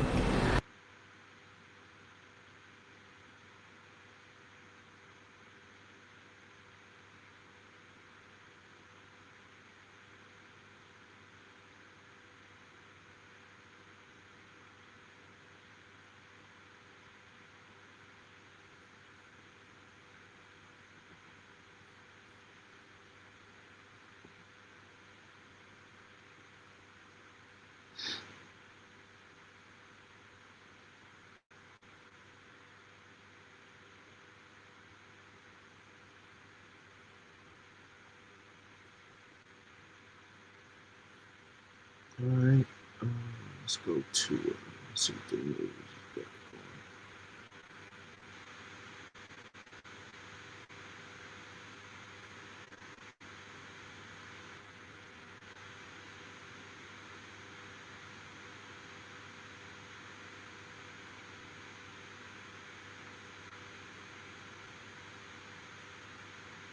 Let's go to father of Jacksonville rapper Queso involved in 2020 murder address courtroom during sentencing.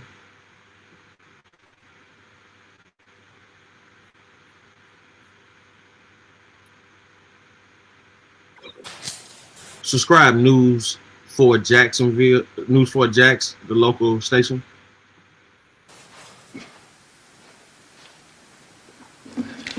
Good morning. Good morning. First, I would like to show my respect to the victim family. That's okay. That's okay. Yes. I don't know if they're here or not, but I sincerely apologize for my part in their grief. I understand what it is to lose a child because I lost one. And I know some days you're mad, some days you're angry. It'll never be the same, but I sincerely apologize for my part in whatever grief they have.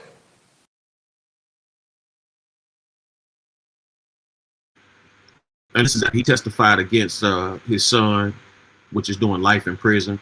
He was granted time served. I believe he was in there for about 4.5 years or so, waiting on this trial. Salute to everybody that came through and stepped up tonight, man. Glad that y'all could make it top of the morning, man. Hope you guys have a blessed day. Happy holidays to all. We probably have another show later on today. Stay tuned. Sorry for the wait for my viewers, man. Everybody tuning in and it's been tuning in, missing me. Sorry for the wait, man. A lot been happening. We'll get back in rotation. Earlier we had a show, Caramel for the Win. I heard it was some responses back to that. You know, like I said, you know, I got the phone call. You know what I'm saying? If it wasn't an issue, she wouldn't have me do the show. So for those, you know what I'm saying, you know, I ain't got a motherfucking thing to do with it. But, you know, it is what it is. You know, somebody need to hit me back and let me know what's happening. And, you know, we'll go from there with that. But other than that, man, subscribe to Rich Martinez, The Cave. You know what I'm saying? One of the best shows going down. Miss Team, subscribe to Miss Team, subscribe to me. You know, Kitty Frappuccino, subscribe to the Runner Television, man. Son Tyree, subscribe to everybody that came through. You know what I'm saying? For this live. Frank White, salute. You did.